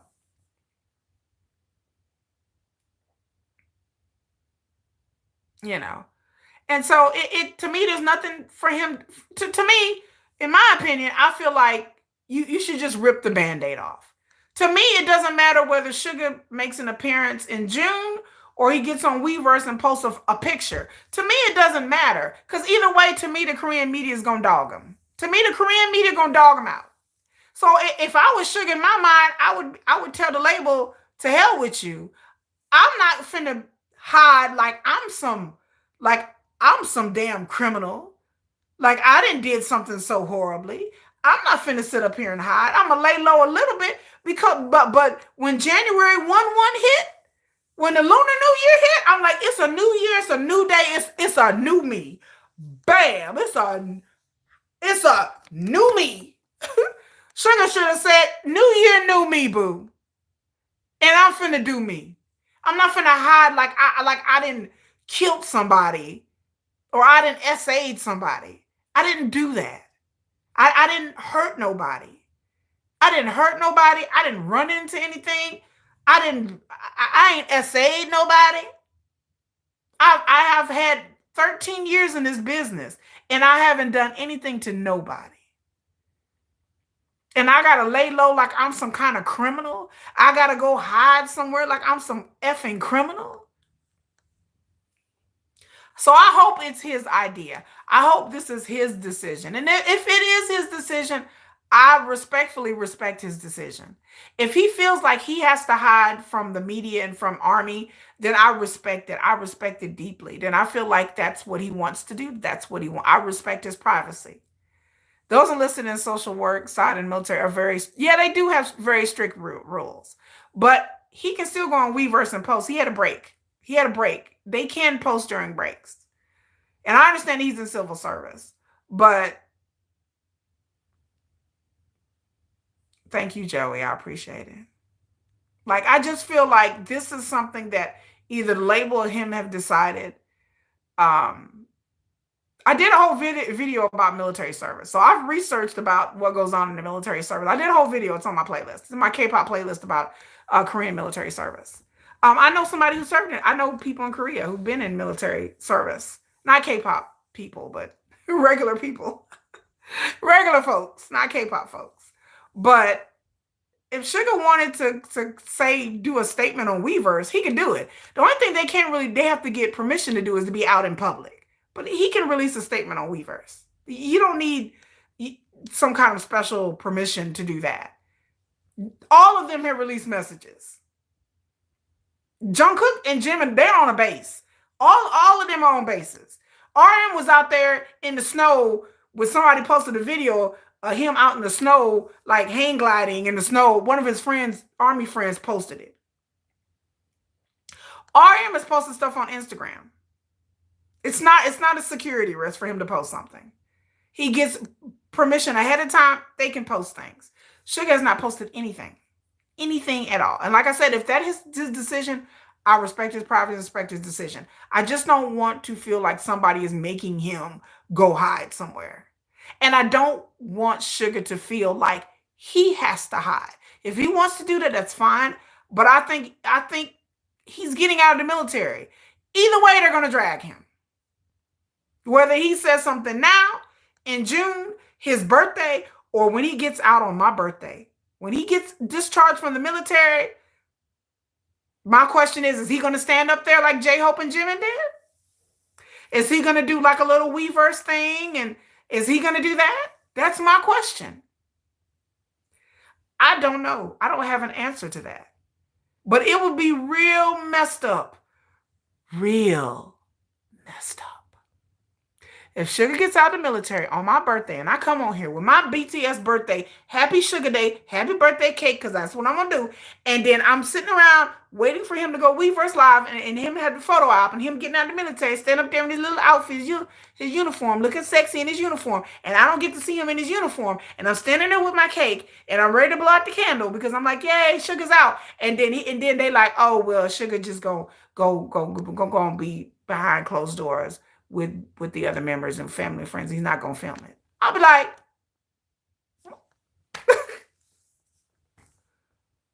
well, y'all forget it. I'm going to be up here upset on a live stream. Your girl gonna be upset. Can I make a heart, please? A heart? Yeah, is that a heart? I'm gonna be upset. Uh-oh, Moonlight Goth is here. Daddy Yoongi will do what Daddy Yoongi wants, baby. He can do whatever he wants. Like, I'm just saying, I'm just gonna know that something is really up.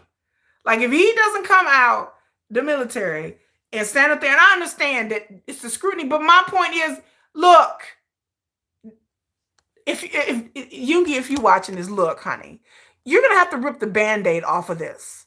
You're gonna have to get your ass out there, and you're gonna have to face the music and face the media.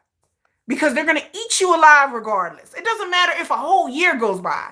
The moment he pops up like Groundhog Day, the Korean media are going to eviscerate his ass, period.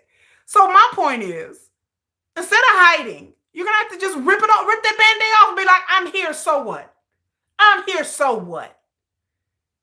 What y'all got to say? You got some questions? You got some questions? Which one of y'all want to ask me a question first? Because either way, regardless if he does it today, tomorrow, next week, or in June, BTS has to do press. BTS going to have to do a tour. BTS going to have to do Weverse. They're going to have to rehearse. They're going to have to do all of this shit. He can't just be in the background like, Jimin going to be like, hi. RM's going to be like, yo. Jungkook's going to be doing Jungkook. V's going to be sitting like, hey. J-Hope's going to be like, ah! Jin's going to be like, I'm worldwide handsome. And then what Yoongi going to do? Just be sitting there in the corner like, hey. I mean, what? I'll be like, what you doing? Why are you off in the corner? Like, eventually he's just going to be like, look, I'm here. Get over it. F over it. Oh, girl. I mean, I'm serious. I'm like, what is he going to do? Just be like, hey, everybody. It's me, Suga. Hey. I mean, I'm like, so just get out there and be like, I just got in the military. And what? Stand up there, wave to your fans, go on Weverse Live and be like, hey, everybody. I'm back. Everything's good now. And just come out with swagger and come out confident and come out swinging. I want Suga to be stand up there confident and be like, I'm not going to let the Korean media and the aunties and the haters make me feel bring me down and make me feel like I need to go hide. I'm not a founding member of this damn group. I've created and composed a lot of these songs. I'm sure he's working on music right now for the next album if he's not already done. And I am who I am. I fucked up. I made a mistake. I apologized 10 times. I didn't pay my $11,000 fine, and it is what it is. What else do you have to say to me? Come on, just bring it. I want Suga to be like, come on, bring it. Say what you got to say. Yuppie needs to show up and show out and be like, I'm Min Yoongi. What you got to say to me? I'm talented. I'm part of the biggest group ever. I'm carrying the whole K-pop economy and the South Korean economy. What are y'all going to say to me? I'm not leaving this group. I'm not leaving. I'm not going no damn where. So what y'all finna do? Ask me about the scooter? If I was Suga, I would show up with the damn scooter. I would roll up on a scooter, get out the scooter, chunk the deuce, and be like, Army, hey. Can y'all imagine if Suga got out the military and he showed up on a scooter? Child, I would literally choke and die. I would be on the internet and be dead. I'd be like, I would flatline up in here. I would flatline. Would y'all not die? I would flatline. If he just rolled up on the scooter and was like, hey, everybody, what are y'all doing? I'm out of the military now. And I would be like, did he just roll up on a scooter? Yeah, he did. And Suga just be like, I don't care, and give everybody a middle finger and be like, I done rolled up on a scooter and be like, hey, Suga out. Like, I'm serious. It's like, just show up and be the confident person that you are, and just be like, look, I made a mistake. It is what it is. It's the end of June. That was August. Y'all are not gonna sit up here and TOP me. You be friends with me on the 13th. Look, my son is 14. I mean, I just want Sugar to not feel like he's so embarrassed and that he has to let the media die down. Because to be honest with you, it's not. Ask TOP. 11 years. 11 years. They are still dogging him out on the internet because of a marijuana charge that he got probation for 11 years ago. They're not going to let it go, Yoongi. They're not. They're not going to let it go, Yoongi. They're not. They're not. They're never going to forgive you. No matter how much you stay away, how much you apologize, how much you beg, how much you grovel, how many times you bow, how many times you show that you are humble. They're never going to forgive you. Armies will. We don't care. International Army does not care. I don't know. I don't think Korean Army at this point. Real Army. Not those fake people online who are really NCT fans that are pretending to be Army. I mean real Army. We don't care. I don't think the K-pop fans even care. The other ones. You're going to have haters. You're going to have antis no matter what. There are people that are just hate BTS and that's what they do. And they're going to hate you even if you breathe, even you living right. You breathe and they hate you. Anything Suga say or anything he does from now on, people are going to jump on it. They've spread all kinds of lies and rumors about Suga. I talked about it in my other video about horrible lies that they've gone on message boards and made up shit and talking about Suga was doing things with staff members and all kinds of shit. They just made stuff up now.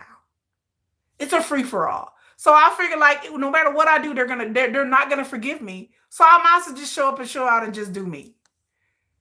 Because you're gonna have people that are gonna drag him no matter what. Yes, the NCT fans. Them and they whole ass essay Moontail. That which happened right after the Suga thing that nobody's talking about now. The fact that this man got fired from a group that he had been with for like 8 years, and everybody unfriended him from social media, and then he had to go to the police, but everybody forgot about that. Nobody even knows what happened to this woman supposedly that he essayed with 2 of his friends. Nobody's talking. Nobody has talked about Moon Tae-il. And NCT is really, really popular in Korea. So NCT 127 is not popular here, but they're really popular in Korea. Nobody talked about that. People are still talking about the scooter thing. I'm like, but he a whole ass. He didn't. Moon Tae-il, what? Y'all know we're gonna talk about Suga and the scooter. I said I'm done. Y'all are so unserious. Y'all let this man go and do. This man.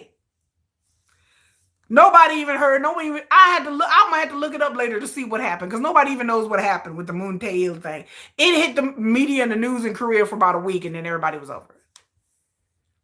Swept down the real quick. They just like, oh, nothing to see here. SM released a statement that was like, he's out the group. Okay, NCT 127, y'all, they done came out with a whole song. They done redid videos. They all at fan meets acting like Moon Tae-il didn't even exist. He done got cropped out of photos. They like, oh, nothing to see here. No big deal. But oh my God, Yoongi, oh no. He gonna get dropped from Samsung contracts. We can't have him on a poster. What? Which is why Yoongi should come back swinging. Right. He should come back swinging. Oh, yeah, I did a whole video about that. About the Rise, the guy in Rise. The Singhan situation. About how the Korean netizens hounded this poor kid into oblivion. I did a whole video about the K-pop scandals. I think he was like #1 because I thought that was just sad. that he had a girlfriend when he was a trainee. And the thing I brought up in my K-pop scandal video, I said nobody's talking about the person that leaked the photos of him and his girlfriend. Nobody talked about that. There's a story there. I didn't talk about it in my K-pop scandal videos, but there is a story there that I heard. Because nobody really got into how the photos got leaked, how the guy in Rise, he was a trainee dating a girl. They're not no longer together. Supposedly, her friend leaked the photos of them together. Supposedly, allegedly. Okay. Now, you didn't hear it from me, but I feel like there's more to that. I've heard that there's a lot more to that story of how these pictures of him smoking and where the girlfriend got leaked. I heard that there's just some purposefulness that he wasn't with that girl. And I heard that them photos was leaked on purpose. That she may have been a disgruntled party in this. That she may have had a hand in them photos being released. You know, so you got to be careful who you date, because some people would try to get back at you. You know, people in that group will go low for jealousy. Yeah, I heard that either she or a friend of hers was jealous. That's what I heard, and that's how the photos got leaked. Either her friend was jealous and wanted this dude to be with her. I don't know. I've heard many different scenarios, but one thing I have heard that there was some sort of love triangles. That's the other rumor that I've heard, that he was with the girlfriend, and then there was somebody else in the picture, and she was friends with the girlfriend, and it was some sort of love triangle kind of thing. And one of them or both of them got mad and was like, "I'm finna ruin this dude's career." That's what the streets is saying. Now that didn't really come out. You have to really shop for that. But if you go back and look at, because nobody really talked about it. I was like, how did these photos get leaked? I'm like, I heard it was some jealousies going on with these girls. That there was some sort of, thing going on. Maybe. That he may have been seeing the friend and the girl. He may have broke up with the girl, went to go see the friend, and then the girlfriend was like, "Oh hell." Or he may have broke up with the girlfriend, went to see the friend, and didn't work out with the friend, and she may have released the photos. So either one of these females in this scenario, somebody released these photos. But I heard it was on some type of jealousy. It was some kind of love jealousy thing. That's what I heard. And nobody really talked about that a lot. There was one or two places I read where people were talking about that, but then I went to Korean sources, and they were saying, they were in Korean message boards. They were saying that because I was like, how did these photos just mysteriously get leaked? Because somebody was mad, somebody was jealous. Turns out I wouldn't doubt it. They all wouldn't doubt. Yeah, somebody was jealous. So being in K-pop, if you're gonna be a trainee, be careful who you date, and how you break up with them matters. Because somebody can ruin, obviously, you see it, they can ruin your whole career. So if a trainee is dating somebody, whether it be a girl or a guy trainee, and you break up with somebody and then start dating their friend or somebody else, don't do that. Because you may lose your whole career over something that's very innocent or something that just happens. People break up with people and date other people, but then the other person may come back and be like, "No, you're not finna do me like this. You're not finna do me like this. I'm finna release these pictures." And then they quite claimed they were accidentally released. Yeah. Oh, they accidentally released them. And then it turns out that just like most K-pop stars, that he had private, all these K-pop stars have private social media. They have private YouTube accounts. They have private, all these K-pop people have private accounts. So they released his private social media account, I think his private Facebook or his private Instagram account. It was something that the only people who knew this information were the girl that he dated and some of his friends. So I just find it weird because they even released and he got this private, and they were screenshotting, and I was like, either you got some sorry ass friends, sir, or you've done something with a female that you should not be doing. or you got some real sorry ass friends. You need to cut them friends. So, like I said, the rumor that I heard that it wasn't sorry friends, it was just disgruntled females. And he pissed the wrong chick off, which he shouldn't have done. But you got to be careful with that, you know. You got to be careful who you date in K-pop. That's why they kind of discourage dating, because you may have a mad, upset ex or something, and they may try to ruin your whole career. They'll go on, they'll make up lies about you, you know. So you have to really be really selective of who you be with, and then if you are with somebody, make them sign an NDA, a non-disclosure agreement. That would help. But, you know, people are young, but they're young people. I mean, you know, people have relationships that end in dalliances and, you know, I mean, it happens. But it's just sad that somebody really exploited this poor kid like that and ruined his career. And then the fact that his label didn't back him up, that was even more upsetting, that his label did not back him up. And his label should have backed him up. They should have told the fans, back off. He's going to rejoin the group, and it is what it is. And just go on with it and let the fans be mad and let them cool off. And they should have never put him on a hiatus for a whole year. Like, the whole thing was just messed up. The way SM handled that was just messed up. Like Lucas a Super M, yeah. Like Lucas a Super M, yeah. It was just horrible. The way these K-pop labels just bow and kiss the ring of these fans is crazy. It's just crazy. But I understand Rise is a popular group in Korea. They're not like an international group. So when you're an international group, you can kind of get away with more things than just a group that's up and coming. And Rise is very much up and coming. So maybe SM just felt like the risk wasn't worth it. That it wasn't worth it. Maybe they just felt like, you know, they're an up and coming group. We can't take the PR hit. Oh, hello, Hyunjin. Hyunjin Love. So maybe they just thought that they couldn't take the PR hit. But as for Yoongi, I don't know what's going to happen. We just have to wait and see. But the Subin hiatus. Subin actually posted on Weverse. He actually posted a picture. Like, you can't believe they were sending funeral flowers. Yeah, I was shocked. But it turned out that people were buying the Yoongi funeral wreath. Was proven that it was paid by NCT 127 fans. So you can take that, you can take however you want to take that. That was tragic.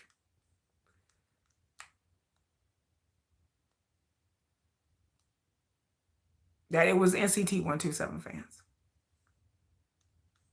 That's what I heard. That paid for the fee.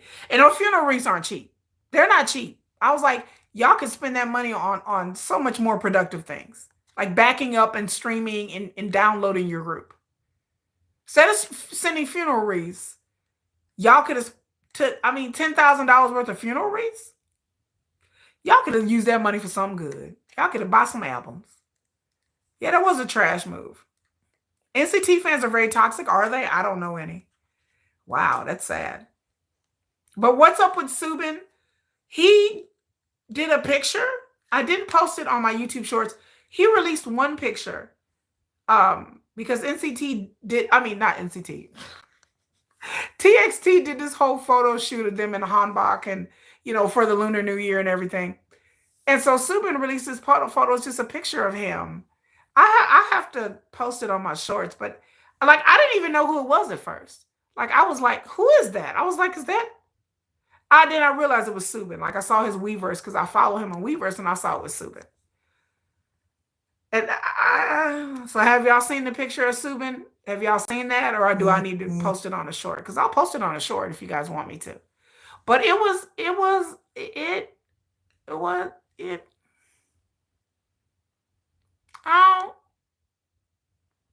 Oh, you haven't? I had to post that photo. Subin didn't look good. He didn't. I'm just gonna be honest. He didn't. Like I said, I didn't recognize who he was.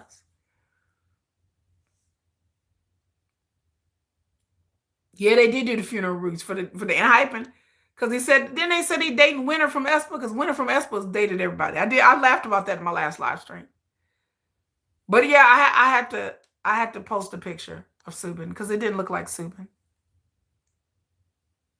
It didn't look like him. Like I said, I was confused at who it was. I mean, I'm glad he posted it because MOAs were all happy. And like I said, I wouldn't be here if it wasn't for TXT. I would not be a K-pop fan if it wasn't for TXT. I went to a K-pop concert. My first one was TXT, and I fell in love with them. And I was like, you know, funeral wreaths are very disrespectful. It is very disrespectful. It's basically telling a person that you want them to die. Subin, like I said, I have to show y'all the picture. He did not look like himself. He didn't look like Subin. Like I saw the picture and it was like him really up close and you could just see like half of his face. Like first of all, it was a picture at a really odd angle. Like it wasn't just like him like taking a selfie in the bathroom or, in his bed or outside. It wasn't just like it was a really weird photo at a really odd angle. That's why I didn't know who it was at first. I was like, who is that? And so I looked at my Weverse because the time difference in South Korea. So anytime they post on Weverse, normally it's like 4 o'clock in the morning when my phone, y'all, I will be laying in bed asleep and then like my phone will start chiming because I get all these alerts.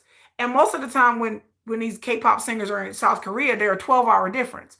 So 4 o'clock a.m. is like 6 p.m. their time. So they'll start posting things like around 6 p.m. And then I'll be laying there asleep and my phone will just go off at 4 a.m. And I looked at the photo and I didn't know who it was. And then once I got up a couple hours later and I noticed it was Subin. And I was like, is that? I had to look a few times and I'm like, oh, look. And it was at a photo at a really odd angle. And it was just like half of his face. And it's a 12 hours difference. I talked to I used to date. Did I even tell you I used to date a Korean? Y'all didn't know that. But how did I tell y'all that? I used to talk to a guy in Korea, like romantically. Yeah, my phone goes off and Dara see me. You didn't have to delete your message. You have to retract the message, sweetie. But I'll post a picture because it didn't look like Subin. It didn't look like him. Like it didn't. I don't mean to alarm y'all, but it just didn't look like him. I don't know what's going on with him. It is very mysterious. And like I said, I haven't really reported on it or said much about it because I don't want to pry into his privacy. There are things that I've heard about Subin, like I've heard online in Korea that people have posted things, and I don't know if they're true or not. But I try to respect their privacy when it comes to stuff like that. Because if he is sick or if he is going through something mentally and emotionally or in his personal life, then he needs to handle that and have grace to be able to handle that. If he's going through something physically, then we just have to respect his privacy. But Subin, I feel, is going through something, but I don't know what it is, and I don't want him to leave the group. Like if he leaves the group, I'm gonna be heartbroken. If he leaves the group, yeah. Yes, I agree with you. When I see the other TX members and they were crying, that's when I knew it was something. It wasn't just him taking a break. It's or him injuring himself because they get injured, they may break a hand or a foot, and then they need me to take time off. But him being gone this long, there's something going on here that's just serious. And I don't know what to think. There's lots of rumors, but again, I don't try to put it out there. I try to respect his privacy. So Subin, hopefully he gets in a better space and he heals from whatever. And I just hopefully he'll come back. You don't think he's coming back? Oh, I have that feeling too. I have a feeling that he's not coming back. I really do. He's been gone a long time. And then I saw him do a Weverse live video like around Christmas with his family. And he looked just, I don't know, like it was kind of dark. And I think it was his birthday, right? In December. So he did a Weverse live and I saw it.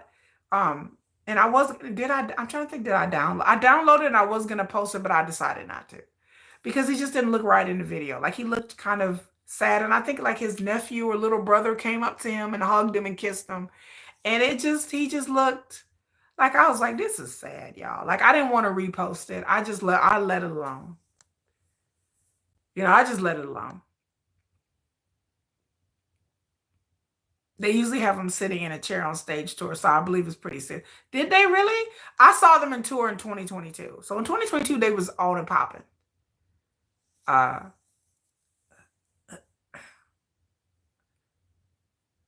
yeah, I watched it. It was. Did you watch that video, Moonlight Goth? It was. It was just sad to see him at that. I think it was his birthday, and it was just sad. Like he just seemed very, I don't know. Like I'm like I always turn off the volume and look at people's body language. I tell people, I said whenever you want to know about somebody or something, I watch a lot of BTS videos and I turn down the volume or put it on mute because I like to focus on their body language. I always look at body language. Body language, they people can say whatever they want to say. They can act with their face, but body language will tell you a lot when you're watching people do interviews or especially do interviews, not performances, but just interviews. When you see somebody in an interview and they're either by themselves or with other people, turn the volume off and just watch them.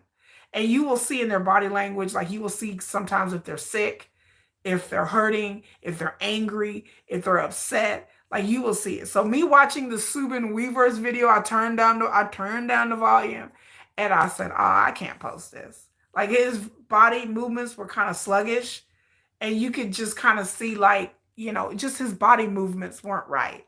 It just like I don't know what kind of pain he is in physically or emotionally, I don't know, but it's something there that was very sad for me to see poor Subin, a young guy, and just his body movements were very like exhausted, defeated. It was very sad.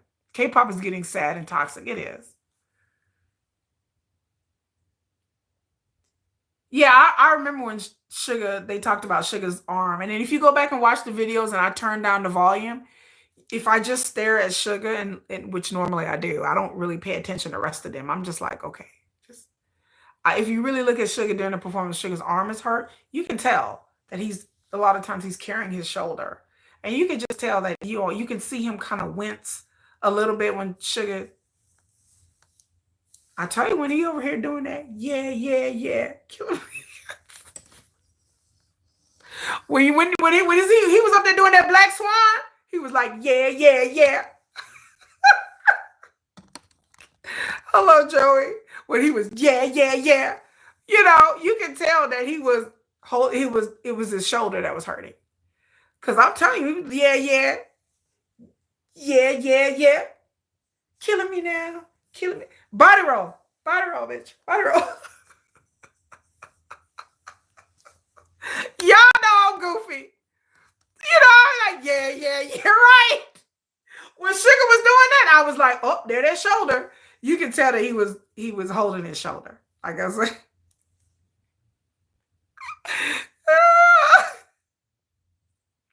Girl, yeah, I watch all them Black Swan performances. That's what I do. Like at night when I'm getting ready to go to bed, I'll watch Run BTS. I'll watch concert videos. I will watch fan cams. Again, I have to post my D-Day concert videos. Like I posted it in a short, just like a 30-second clip of it. Or I think it was 15 seconds I posted in my short. But I got to post all my D-Day footage. I just haven't gotten around to doing it. I'm so busy, y'all. ¿Qué fías eres? ¿Qué? Fabiola. Hello, Fabiola. Hola. ¿Cómo estás? Am I getting J-Hope tickets? I tried to get J-Hope tickets. Let me tell you, I told on my other video about J-Hope tickets. What happened was, in order for me to go see J-Hope, I have to drive to San Antonio. I don't live in San Antonio. I'm 5 hours away. Well, I'm 4.5 hours away from San Antonio. I have children. I couldn't get anybody to watch my kids because the concert is on Thursday and a Friday. So I could get off work. I had a hard time getting off work, but I could maneuver that. But I would have to drive 5 hours to San Antonio and then back in the same day. The concert is like 7:30 at 7 o'clock at night. So I would have to stay in a hotel and spend the night. I wasn't going to drive back. But I didn't have anybody to watch my kids. So I didn't have anyone to stay with my children. So that's why I couldn't go to J-Hope. I looked at the tickets. I pre-registered and everything. But then I was like, I can't leave my kids here by themselves. I have a 10-year-old and a 14-year-old, so I can't just leave them here. So that's what happened. Hi, bien. I'm very good. Bien. Muy bien. ZB1's makeup artist, those men are handsome, but the makeup makes them look horrible. Stop it. In what video? Okay, I'm finna look it up. Y'all know y'all be telling me stuff and I'll be looking stuff up. Zero Base One got horrible makeup. Okay, let me see. Zero Base One. I'm gonna look it up. What's their latest song? Did they do a comeback? They do a song called Doctor Doctor. ¿De dónde es pes yo soy? Oh, you live in Costa Rica. Okay, Costa Rica. All right. Doctor Doctor. Okay, I'm gonna look up Doctor Doctor.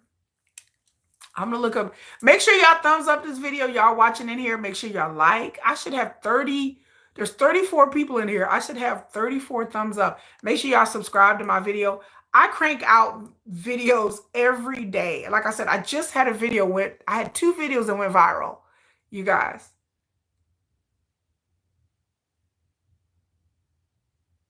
You talking about you what is DC? The auto why autos don't come there? What is DC? Is Washington DC or what we talking about? The Dominican Republic? Oh, it's the capital. Oh, DC. I don't understand why they don't come DC. Okay, I'm watching Doctor Doctor, y'all. Okay. Let me see. Let me fast forward a little bit. Let me see. Let me see. Oh God.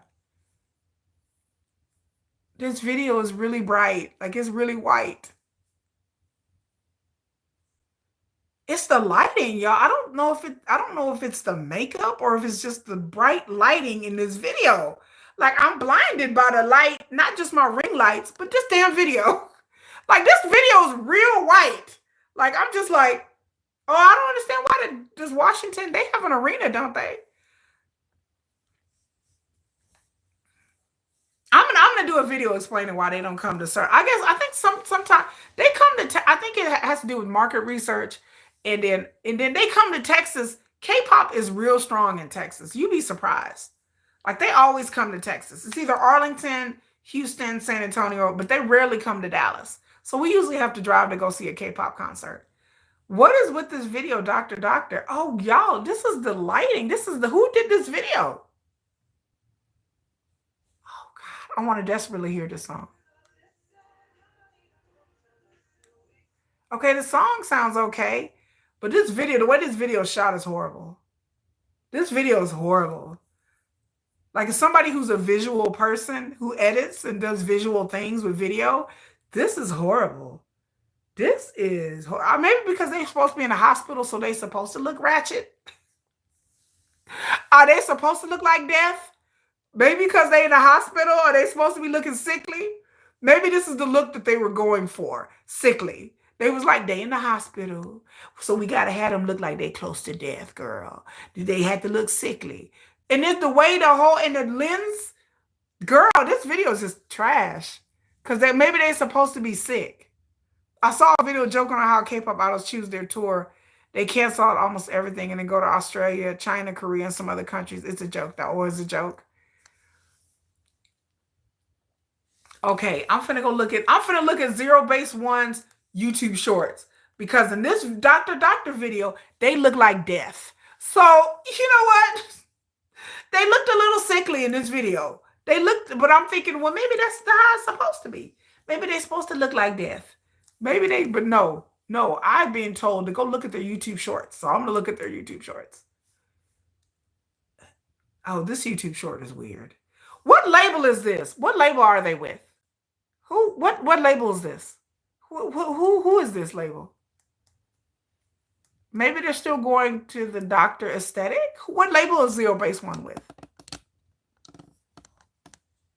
Damn, does it look that bad?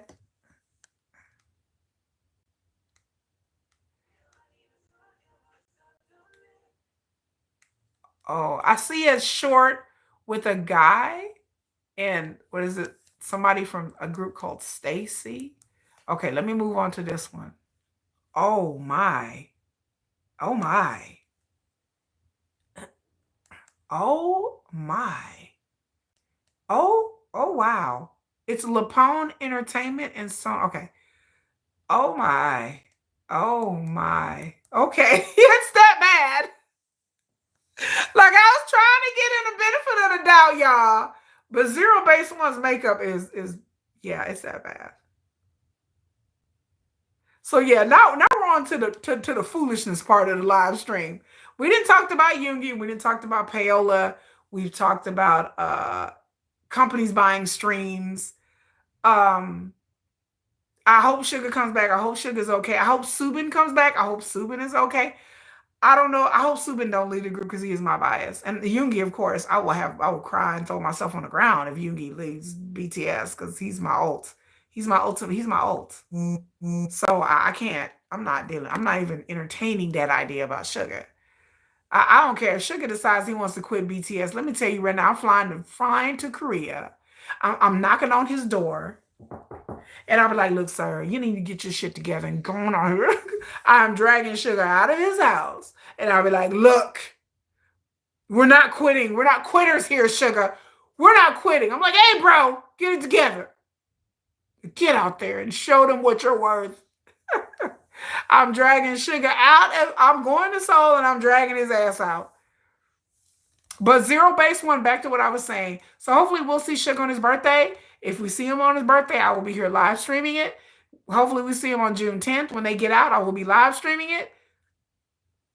Zero Base One, I need their stylist to do something.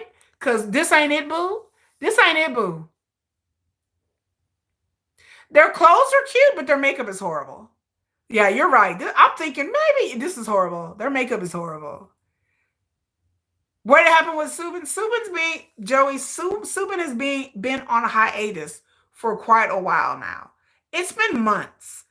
Um, at one time he was hospitalized for something, but they didn't really say what he was hospitalized for.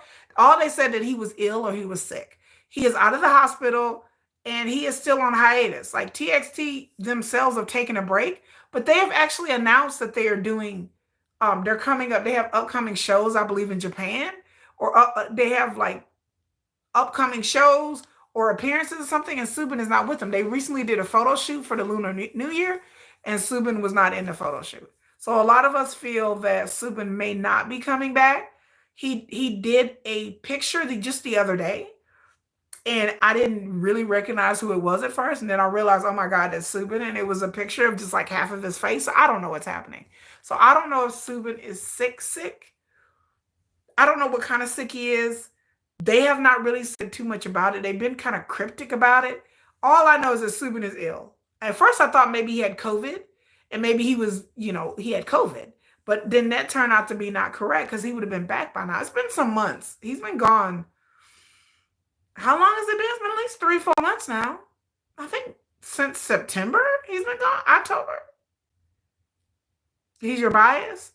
It's been 2 to 3 months. It's been like 3 months. I think it's almost going on 4. So I don't know what's wrong with Subin. I just hope he's okay. And like I said, I respect his privacy. They have not came out and said what was wrong with him, but hopefully he'll come back. And TXT needed a break. They've been working nonstop for since 2021. They've been working and touring nonstop. So I want them to get rest up and have time to spend with their families. But the announcements that they made today, I was kind of reading them. Like I said, they have appearances coming up. I don't know if Subin is not on these appearances during the summer, then I don't know if he's going to come back. So I don't know. No, not that long. I don't know. Okay, we have to see. Yeah, they're on right now. TXT is on a vacation, which they deserve it. They've been working nonstop. But I don't know if Subin's going to come back. Like, they haven't really said anything about, yeah, we're going to do this and Subin's coming back. I haven't said that. I thought he would have been back. Hello, Marthy. Hopefully he comes back. And I hope he's okay. I hope he's not going through some things. Like I said, I've heard rumors in Korea about what's going on with him.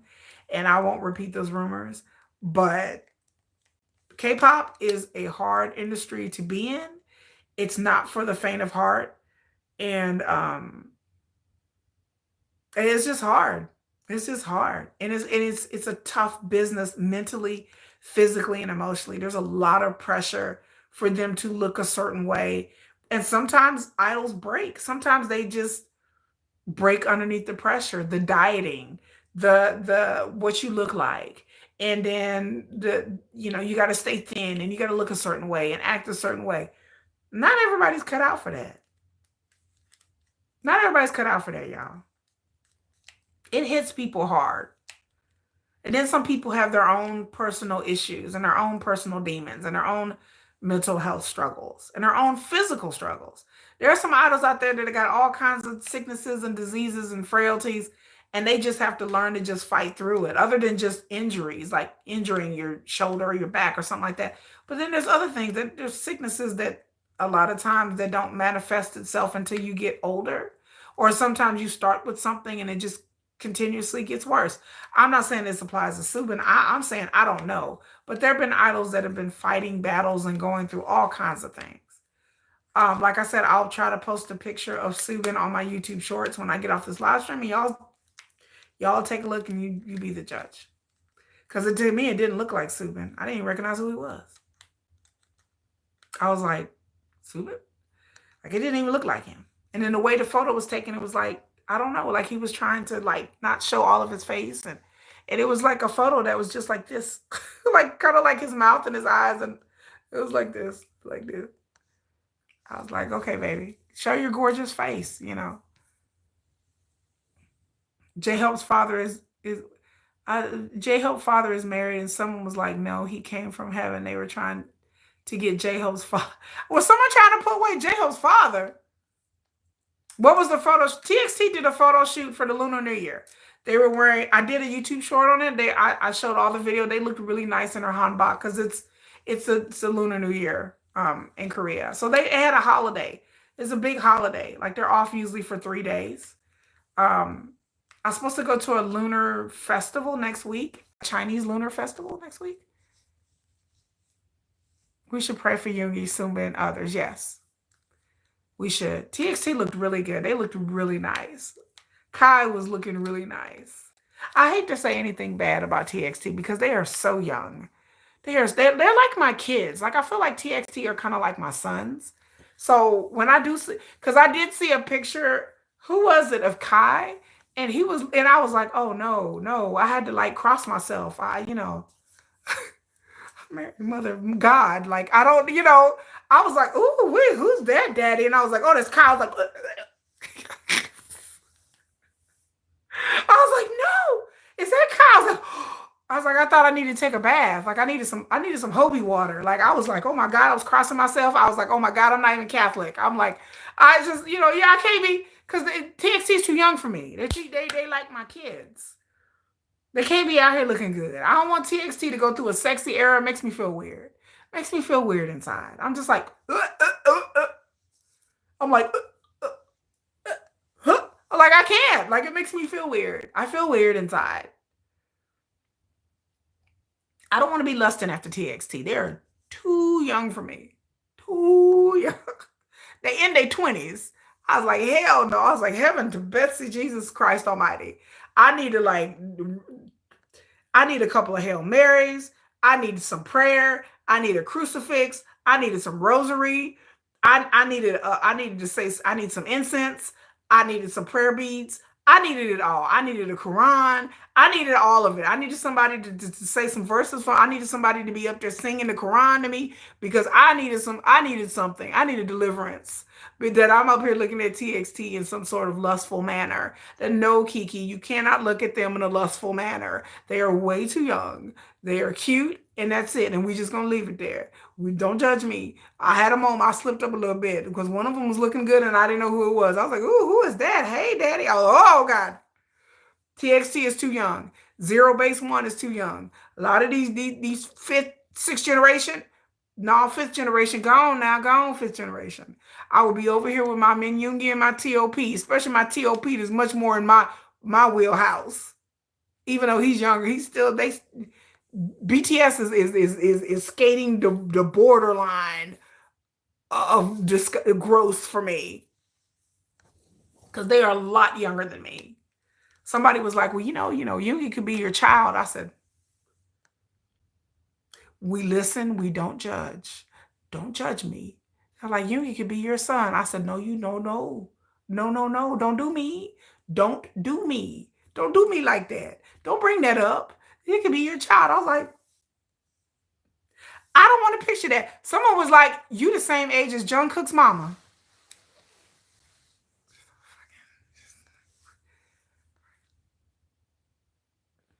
I had to have a whole moment of silence because I think Jungkook's mama is younger than me. I said, thank God Jungkook isn't my bias. Now what? Jungkook's not my bias. I'm not worried about it. I'm not lusting after Jungkook. I don't care if his mom is younger than me. Damn it. Don't bring that up to sore spot with me. Yeah, it was very pretty. It was very pretty. Yeah, I heard my sister-in-law, the originator of BTS Fandom. She's the one that liked BTS first. She is in her 30s and she sees Jungkook as a little kid. She still sees him as like that little 16, 17-year-old. She's like, Jungkook, ugh. Like she can't see him in like a sexy, like I think Jungkook is a very attractive, handsome guy, but he's not my bias. I don't see him like, I don't see him as a little kid. Now I see Jungkook as a grown-ass man now. I don't see him as a little kid. Again, I'm new. So to me, when I see those old videos of Jungkook, I'm like, oh, that's cute. But I don't still in my mind have him stuck there as a kid. But TXT, for me, TXT is very much stuck there. As when I see older footage of them and when I saw them in concert 2 years ago, I was like, oh, they're so young. Like to me, they're very stuck in that young, to me, they're 20-year-old kids. That's a kid to me. But Jungkook, because I'm new to BTS, only thing I know about them was Butter and Dynamite. So that's my entry. So when I go back and see them as young, I'm like, oh, that's too cute. But to me, that was like 10 years ago. That was a long time ago. Jungkook said Monday, Tuesday, Wednesday, Thursday, Friday, Saturday, Sunday. Jungkook said night at the night, I'm be effing you right. So that's the Jungkook I know. That's the Jungkook I know. Jungkook I know talking about if you want it, you can get it slow motion.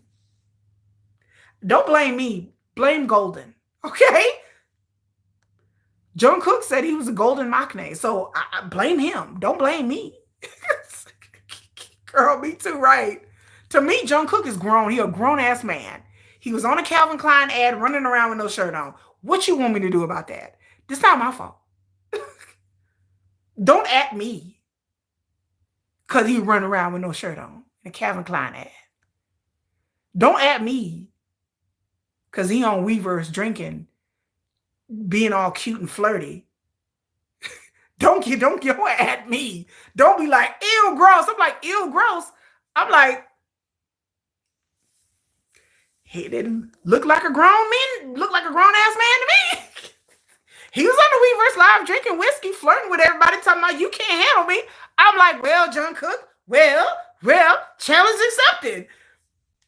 That's a grown man to me. That's a grown-ass man. That's not a baby. He's not a 15, 16-year-old. He was on Weverse talking about you can't handle this. What you want me to do about it? I'm like, how you gonna make me be like, ew, you need to see him as a kid? I'm like, he got tattoos and piercings. I ain't tell him be on Instagram dancing with no shirt on. I didn't tell him be up there doing a show with Jimin while they up in the hot tub of the pool or whatever. I didn't tell them to do none of that. I am not out here telling Jungkook to thirst trap people. He's providing the trap already. He is providing the thirst trap. I may have just fell in it, okay? He a grown-ass man. Thank you, Jeanette. Good night, Joey. Yeah, y'all go ahead and pray for Subin and Yoongi that they'll be all right, that they'll make it through this. Pray for them. But I'm like, y'all pray for me too. Because I didn't set these thirst traps. Y'all stop it. I didn't make these songs. I didn't set these thirst traps. I'm just a victim in all of this. I am a victim. Good night. Do I know Stray Kids? Yes, I'm going to Stray Kids concert in June. But I'm not a Stray Kids fan. I'm never pretend to be a stay. I'm not a stay. Right. Like they all up in the hot tub and I'm just supposed to be like, oh, praise be to Jesus. Like I'm supposed to have pure ass thoughts. I'm just, Oh,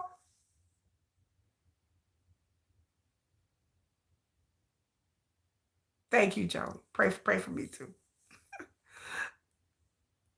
Are you? I don't know what that means. I'm not a stay. I'm not a stay. I'm not a Stray Kids fan, but I am going to the concert though. I will be going to the concert. I will post videos just like I did. I went to AT's concert. I went to Epic High concert. I've been to many K-pop concerts. I go to K-pop concerts with people I'm not even familiar with, just because I like the vibe. Oh, you bully for like? I get bullied for liking BTS too, y'all. I'm grown. My kids bully me. Y'all won't get my kids on camera. My kids bully me every day for liking BTS. They're like, Mom, oh my God. I get bullied in my own home for liking BTS. My sister-in-law is like, she's like, you're a Delulu Army fangirl. I was like, I am taken aback. I am just hurt that people are like hating on me because I'm a BTS fan. She said, shut up ass. Lord, have BTS, I like you. Like, I just get bullied. I'll get bullied in my own home. Like, they like, why do you like BTS? Oh my God, they're corny. Ah. I was like, I got a whole BTS channel. What y'all finna do? Nothing. Nothing. Watch me gain followers. That's what they gonna do. My YouTube channel gonna be monetized. They gonna be hating in. I told my kids, I said, y'all are gonna be okay when I get monetized and I start bringing in them YouTube checks. Y'all gonna be all right with it. My name is Kiki. So I was like, y'all can hate all y'all want to, but yeah, I wouldn't care either. I like BT. I like what I like. I listen to BTS. I go to sleep watching BTS. I'm a true believer. Like I have never liked any group ever in my entire life. Like I followed and like BTS. It is a hobby. It is a passion. It is something that I enjoy. I enjoy Army. I enjoy the K-pop community as a whole, but I really enjoy Army. I wouldn't have a channel if it wasn't for Army. I wouldn't be here if it wasn't for BTS. So I owe everything to BTS and to Army. I owe everything to y'all and the other K-pop fans who watch my channel, to the Stays, the Blinks, the MOAs, the VIPs, the other people who've come here and supported my channel. It is nothing but love here. Y'all have a safe space to be here. Like I don't hate on no fandoms. You will not hear me up here spreading malicious rumors. I may bring something up, but I'm not gonna like spread rumors, invade people's privacies. I'm not trying to do all that. Everything I post is usually funny, it's fun, it's cute videos. I like to do historical stuff, and this month is Black History Month. This month is Valentine's Day. So my K-pop videos are going to be toward that angle. I'm going to talk about the history of K-pop. I'm going to talk about the romance and the romantic relationships in K-pop. How did we get here? Why do K-pops can't date? I'm going to do a whole video about how K-pop and idols can't date and why and when it has happened. I'm going to do a whole thing about like R&B and black music and soul music's influence on K-pop. So I try to sprinkle in a little bit of information, and then I'll hit you with like BTS funny videos and I have more concert footage that I need to upload and edit.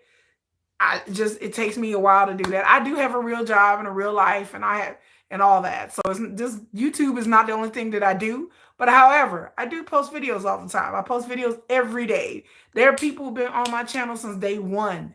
Day one, I have day ones that are on my channel that have been subscribed ever since I started my channel 7 months ago. My channel has exploded in growth. It is exploding in growth because of Army and because of BTS. So I owe everything. And I thank everybody who is subscribed to my channel. And I try not to let y'all down. And I try to post things that I like and I want to see, and not just all Min Yoongi stuff, because that is my bias. And that's what I started out, just posting Yoongi things. That's how it kind of started. But then it kind of evolved since then. Kiki is a beautiful name. Thank you. Kiki is a name that is not my real name, but it's like kind of a nickname, but it translates well. Like Kiki translates well in Korean. So that's kind of like, Kiki is kind of like my Korean name, but it's the name that I use. But it's like my Korean name. It's the name the Koreans gave me. Kiki, because Kiki means laugh. Like the way it's spelled in Korean is Kiki, like the Hangul for Kiki is to laugh. So that's people in Korea, they love my name. They're like, oh, you love your name. It's like a play on words.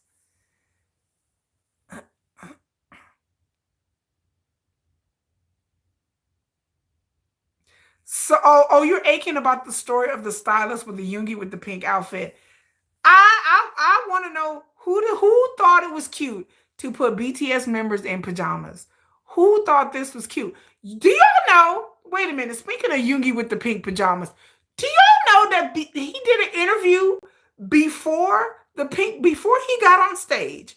I didn't know this until a month ago that he did an interview saying that the pink pajamas was comfortable, right? He did an interview saying that the pink pajamas was comfortable and that he was wearing nothing underneath. Like I went back and I was like, no. And I watched this and my jaw dropped.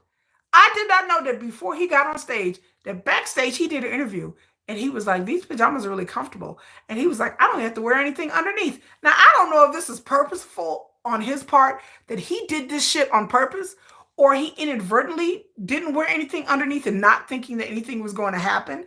But when I saw that interview, I was like,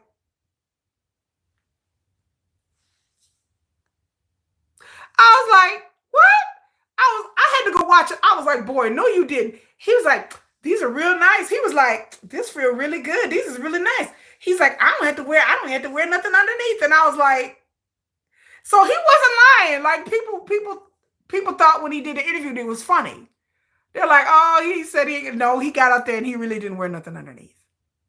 So I don't know what he was thinking, or I don't know. I don't know whether he did this on purpose. I can't see Yoongi is not the type that would do something so embarrassing on purpose. Or maybe he thought like, I'm not going to wear anything and no one's going to notice. I don't know. Either way, whether it's purposeful or not, I know he didn't wear anything underneath on purpose, but maybe he didn't realize what was going to happen once he started dancing with this silk pajamas on. So either way, it is one of the most iconic moments in BTS history. It's a moment that when somebody told me about this 2 months ago, I didn't know what I was looking for. They were like, just go look it up. I said, what am I looking for? They're like, you love sugar? Yeah. They're like, here, go look this up. I was like, all right. And I had my remote and I was on a live stream. I was on a live stream 4 months ago when someone's and I looked it up and I was on a live stream and I was like, you think Yoongi was being blunt? You think he was just like, I don't care. I'm just going to get up here and wear no drawers. I don't give a damn. You think that? Girl, I just try to think that Yoongi's very reserved. So I think that he's a little too body shy and reserved. I just thought he thought, well, this feels nice. I ain't got to wear no underwear. It's really baggy. No one's going to see. That's how I kind of think that his mindset was like, oh, it's baggy. And I think Yoongi's kind of body shy. Like he seems to me a very reserved person. But then again, you never know. I tell you, it's always the quiet ones. It's always the quiet ones. But when I saw that, and I saw like I said, I saw the video and I didn't think nothing of it. Then a month ago, somebody online, I was looking at it again, and somebody online was like, did you see the interview? And I was like, what interview? And they were like, go look at this interview. And I was like, is that before he was really in that top? He was really like so nonchalant, like, I really like the way this feels. I really like he's like, I had to wear nothing underneath. And I was like, oh baby. Oh boy. And he just seemed so serious. And he seemed so straight front and honest and sincere about him not wearing anything underneath. Like it was just like liberating and joyful. And I was like, ooh, honey, I don't think you know what you're getting into. You're going to be out there. Oh, Lord. So I don't know. But then Yoongi with the pink outfit on there's another video of him performing Seesaw. And I think he's in Japan. And he has like this red satin kind of outfit on. It's like a dark maroon color. And I like somebody was like, go watch this video. And I was like, sir, he was singing Seesaw and he was on stage, and I like Seesaw and he was out there dancing. And I think it was in Japan. And I was like, why they don't put Yoongi in any kind of satin.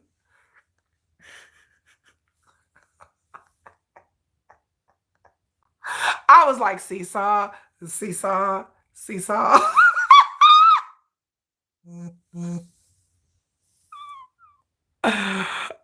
Jennifer said she saw I did lie. Hey, Jennifer. I was like, Seesaw, Seesaw.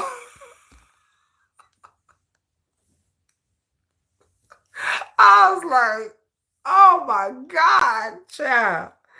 I was like, oh mercy. I was like, why they keep putting this man in this outfit? Why? You don't do it.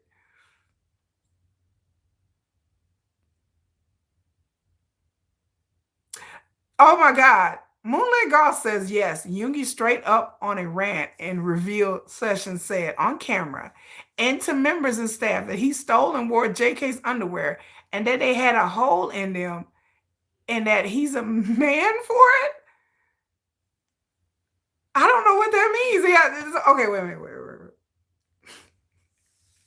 I think I've heard this story before. Somebody else said this on a live stream and I didn't understand it. And then I read this somewhere too. Wait a minute. That he wore JK's underwear. And then I've heard this before. And that there was a hole in the underwear. Yes. Y'all got to explain that one because I've heard that before. Somebody said that on another video, and I was like, excuse me? Oh, yeah, it's a video. That's why I saw the video. And I didn't understand in the video, and I was like, I didn't hear what I thought I heard. Child, no.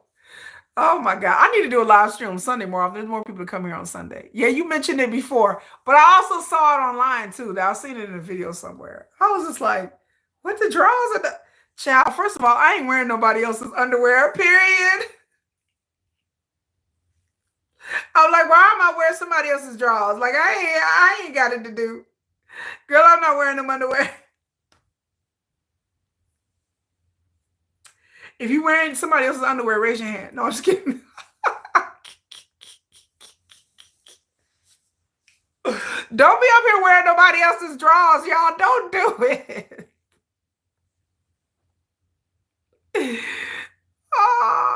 He said JK is all man because he had holes in his drawers.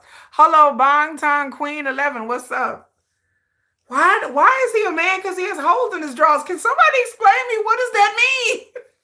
So please explain. Holes in the drawers. Where are the holes at?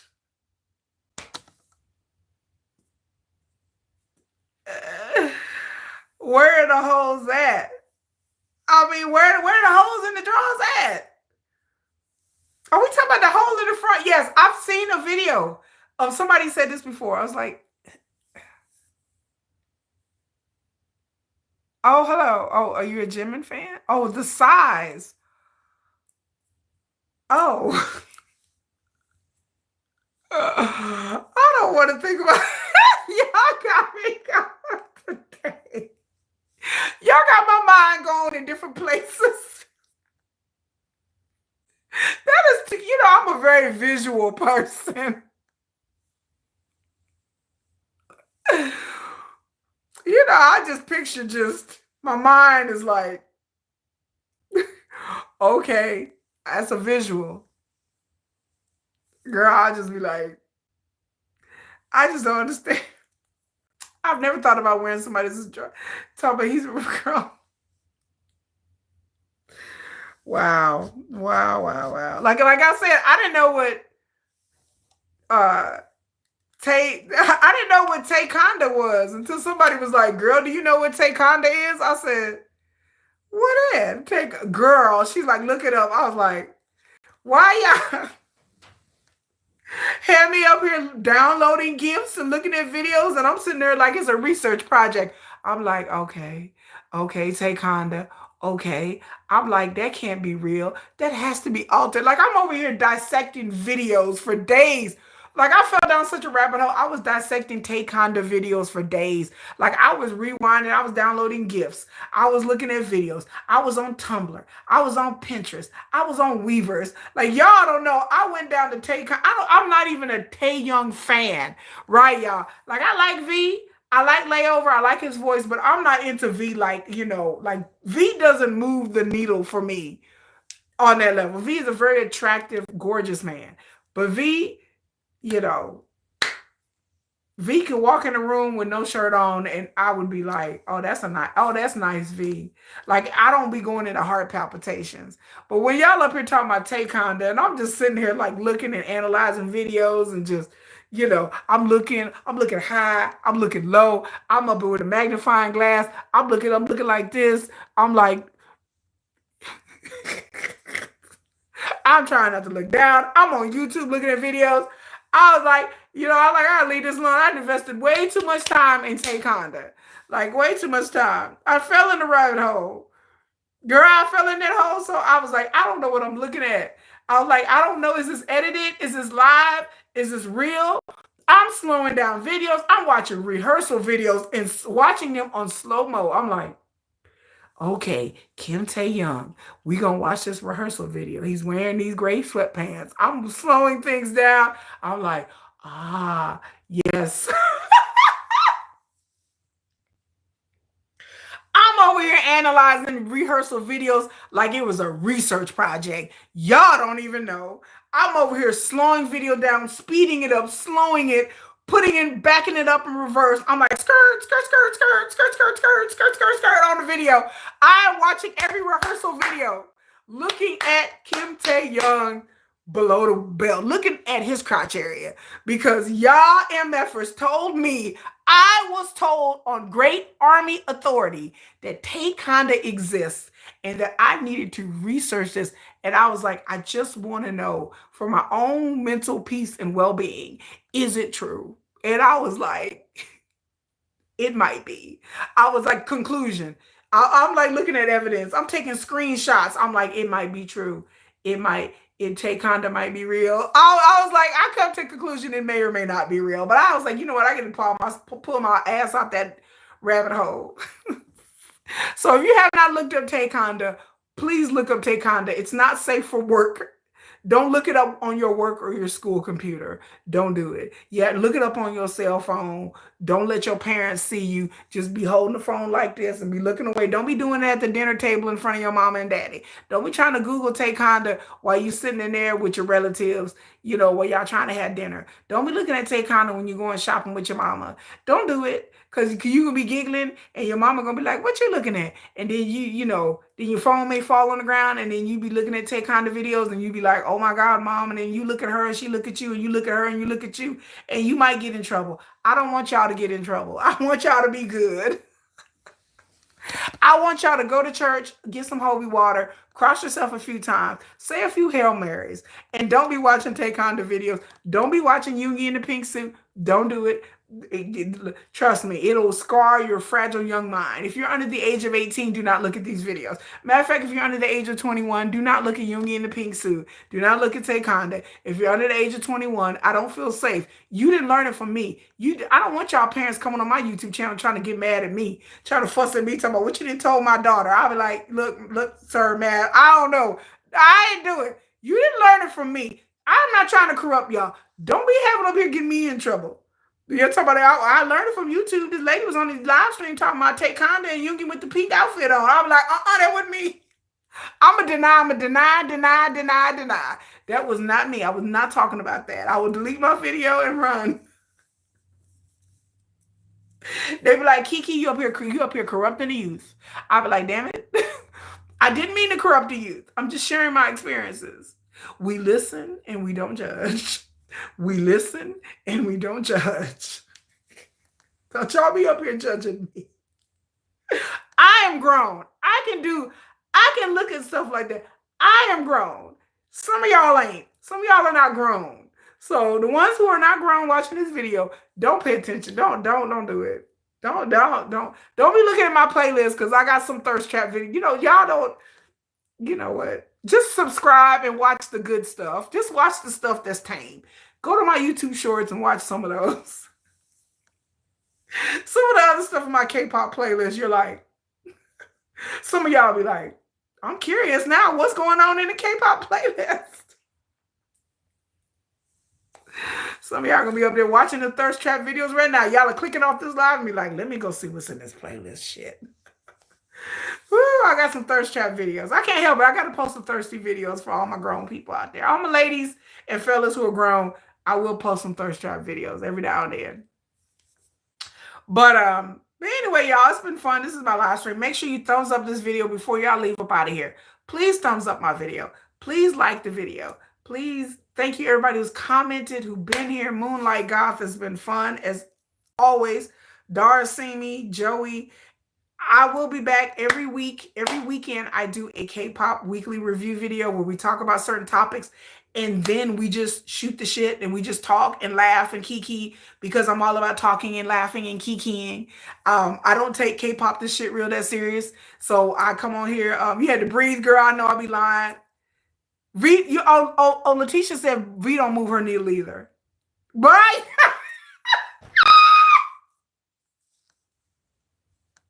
But she just looked up Tay-Con, the girl. She like, girl, what? Like I said, I ain't the one that discovered this. I had an army in Korea. And there's one of my language partners is like, girl, look this up. And I was like, girl, V doesn't move the needle for me. V just doesn't. I mean, like I said, V is a gorgeous man, gorgeous guy. But, you know, he could come in here with no shirt on and I'd just be like, oh, hey, V, hey.